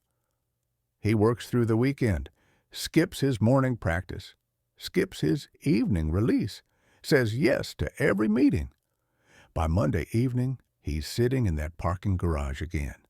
And he feels it. The cement block, the jaw clenching, the shutdown starting, and this time, he recognizes it immediately. There it is, stage 1. I'm saturating. If I don't intervene now, I'll be at stage 2 by next week. So he does something he's never done before. He takes a day off, mid-crisis, delegates to his team. You've got this. I need to recalibrate. He spends the day alone, does the detachment breath, walks in nature, journals, resets. By the next day, he's back, boundaried, clear, strategic. The crisis gets handled, not because Michael absorbed everyone's panic, but because he stayed sovereign and led from there. Recovery time, 1 day. Compare that to stage 1, where it took months to realize he was drowning. Sarah's slip, month 10. COVID surge. The ICU is overwhelmed, triple the usual deaths. Sarah's working double shifts, and she stops doing her practices. I don't have time, I just need to push through. By week 2, she's numb again. Stage 4, apathy. Delivering diagnoses robotically, feeling nothing, and she's terrified. Did I lose it again? But then she remembers, this is a pattern. I know this pattern.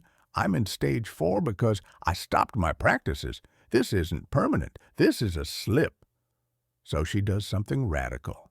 She takes a mental health week, uses her PTO. Her manager's surprised but supportive. She spends the week doing nothing but practices, morning energy audits, detachment breath 3 times a day, evening releases, integration check-ins. By day 5, she feels it return, the contained care, the energy, the presence without porousness. She goes back to work, and this time she protects her practices like her life depends on them, because it does. Recovery time, 5 days. Compare that to stage 2, where she spent months in shutdown before she even knew something was wrong. Alex's slip, month 11, a dream project, a huge client, amazing money. But it requires 80-hour weeks. It requires saying yes to everything. It requires performing who the client wants Alex to be. Alex says yes, and for 3 weeks it's fine, exciting even. But by week 4, Alex realizes, I'm performing again. I'm people-pleasing. I'm not creating from authenticity. I'm creating from fear of disappointing them. Old pattern, stage 1 pattern, absorbing the client's vision instead of contributing their own. And here's the difference. Alex notices it in week 4, not month 4, not year 4, week 4. They schedule a call with the client. I need to adjust our working relationship. I'm giving you my best work when I'm creating from my authentic voice, not when I'm trying to read your mind. Can we shift how we collaborate? The client says yes. The project improves. The relationship improves. And Alex stays sovereign. Recovery time, 1 conversation. Compare that to stage 1, where Alex would have finished the project depleted, resentful, and questioning their career. This is sovereignty. Not perfection, not immunity, but recovery. You'll slip, you'll saturate. You'll feel the old patterns pull, but you'll catch yourself faster. You'll have tools. You'll know the way back. And each time you return to sovereignty, the path gets clearer. The recovery gets quicker. The roots get deeper. Jung called this the spiral. You revisit the same stages, but each time you're at a higher level, more aware, more skilled, more sovereign. Michael's been at stage 7 for 6 months now, Sarah for 8, Alex for 9. They all say the same thing. This is sustainable. For the first time in my life, I'm not running on fumes. I'm not waiting for the next breakdown. I'm living in alignment with energy, with boundaries, with authenticity. And when people ask them, how did you do it? They say, I learned the map. I walked the 7 stages. I practiced daily. And I stopped believing that caring for everyone meant sacrificing myself. That's the journey, from saturation to sovereignty, from empathy as wound to empathy as power. You've just walked it with them. You know the map now. The question is, what will you do with it? So here we are, 60 minutes, 7 stages, 3 people, 1 journey, from the parking lot where Michael couldn't move, from the hospital where Sarah felt nothing, from the blank screen where Alex stopped caring, to sovereignty, to wholeness, to empathy as choice, not curse. Let's recap what you learned. Stage 1, saturation. You're absorbing everything, everyone. Your nervous system is drowning. Prima materia, the raw material. This is where transformation begins. Stage 2, the breaking. Your old self dissolves. You feel like you're losing your mind. Dissolution, solutio. But you're not breaking down. You're breaking open. And you learned the detachment breath. 90 seconds that teaches your nervous system the difference between shutdown and release. Stage 3, the withdrawal. You pull back. Society calls you cold. But Jung called it separatio, necessary separation, strategic solitude versus toxic isolation. You learned the difference. Stage 4, the apathy. This is where 95% get stuck. They think, I don't care is the destination, but it's negredo, the death, the middle, not the end. You learned the 3 traps. Apathy feels like enlightenment. Fear of caring again, not knowing the map. And now you know. There are 3 more stages: albedo, citrinitas, rubedo, illumination, integration, sovereignty. Stage 5, the illumination. You didn't lose your empathy. You refined it. Gold through fire. You learned the 3-question filter, the 3-minute rule, and the values check. Empathy as irrigation, not flood. Stage 6, the integration. Insight doesn't equal transformation. You need 90 days. Daily practice. You learned the morning energy audit, the 3 boundary scripts, the evening somatic release, and the weekly integration check-in. And practice 3, the integration compass. 3 prompts every Sunday. Stage 7, the sovereignty, rubedo, the completion, maintenance, not arrival. 7 markers, daily practices, slips happen. But recovery is faster. You know the map now. You've walked the journey. So what now? Here's what I want you to do. First, screenshot 3 timestamps. Stage 2, the breaking, the detachment breath. Come back when you're overwhelmed. Stage 4, the apathy, the 3 boundary scripts. Use them this week. Stage 6, the integration check-in, see time hook in description for exact search. Do this every Sunday for 90 days. These 3 practices alone will change your life. If you do nothing else, do these. Second, identify your stage. Where are you right now? Stage 1, saturation. Stage 4, apathy. Stage 6, integration. Be honest. No judgment. Just awareness. Because once you know where you are, you know what comes next. You have the map. Third, take 1 action this week. Don't try to transform everything overnight. Pick 1 thing. If you're in stage 1, practice the detachment breath once a day. If you're in stage 4, ask yourself, is my apathy a choice or a shutdown? If you're in stage 5, use the 3-question filter 3 times.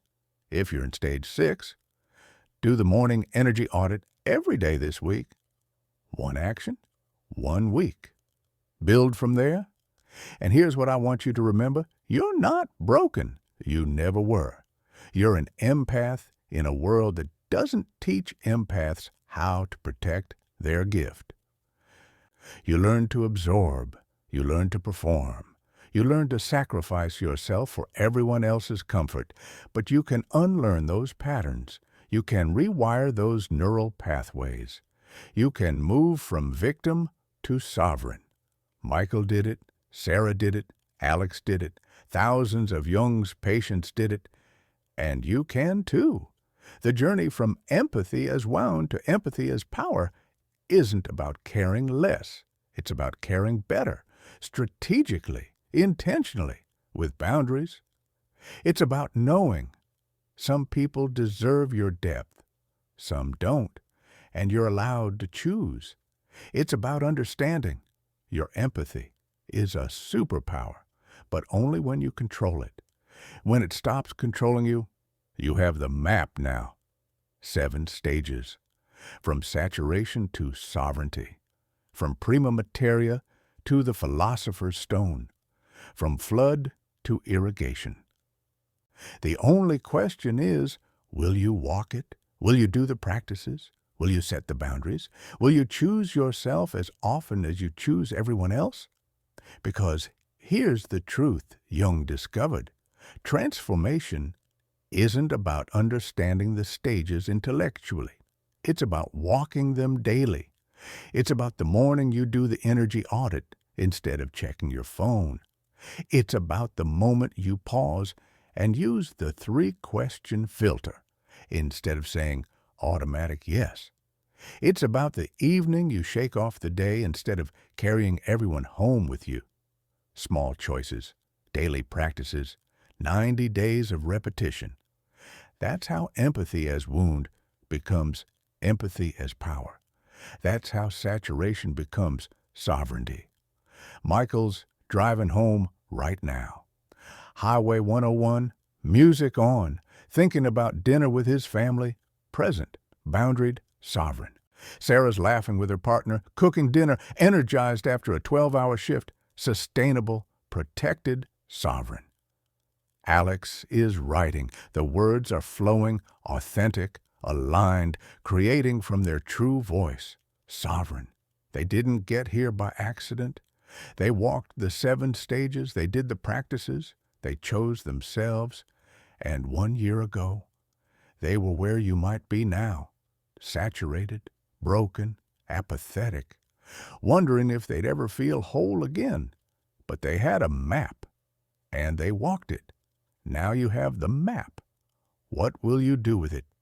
This is your journey now. From where you are, whether that's stage 1, 4, or 6, to sovereignty. From empathy as burden to empathy as gift. From drowning to irrigating. From performance to authenticity.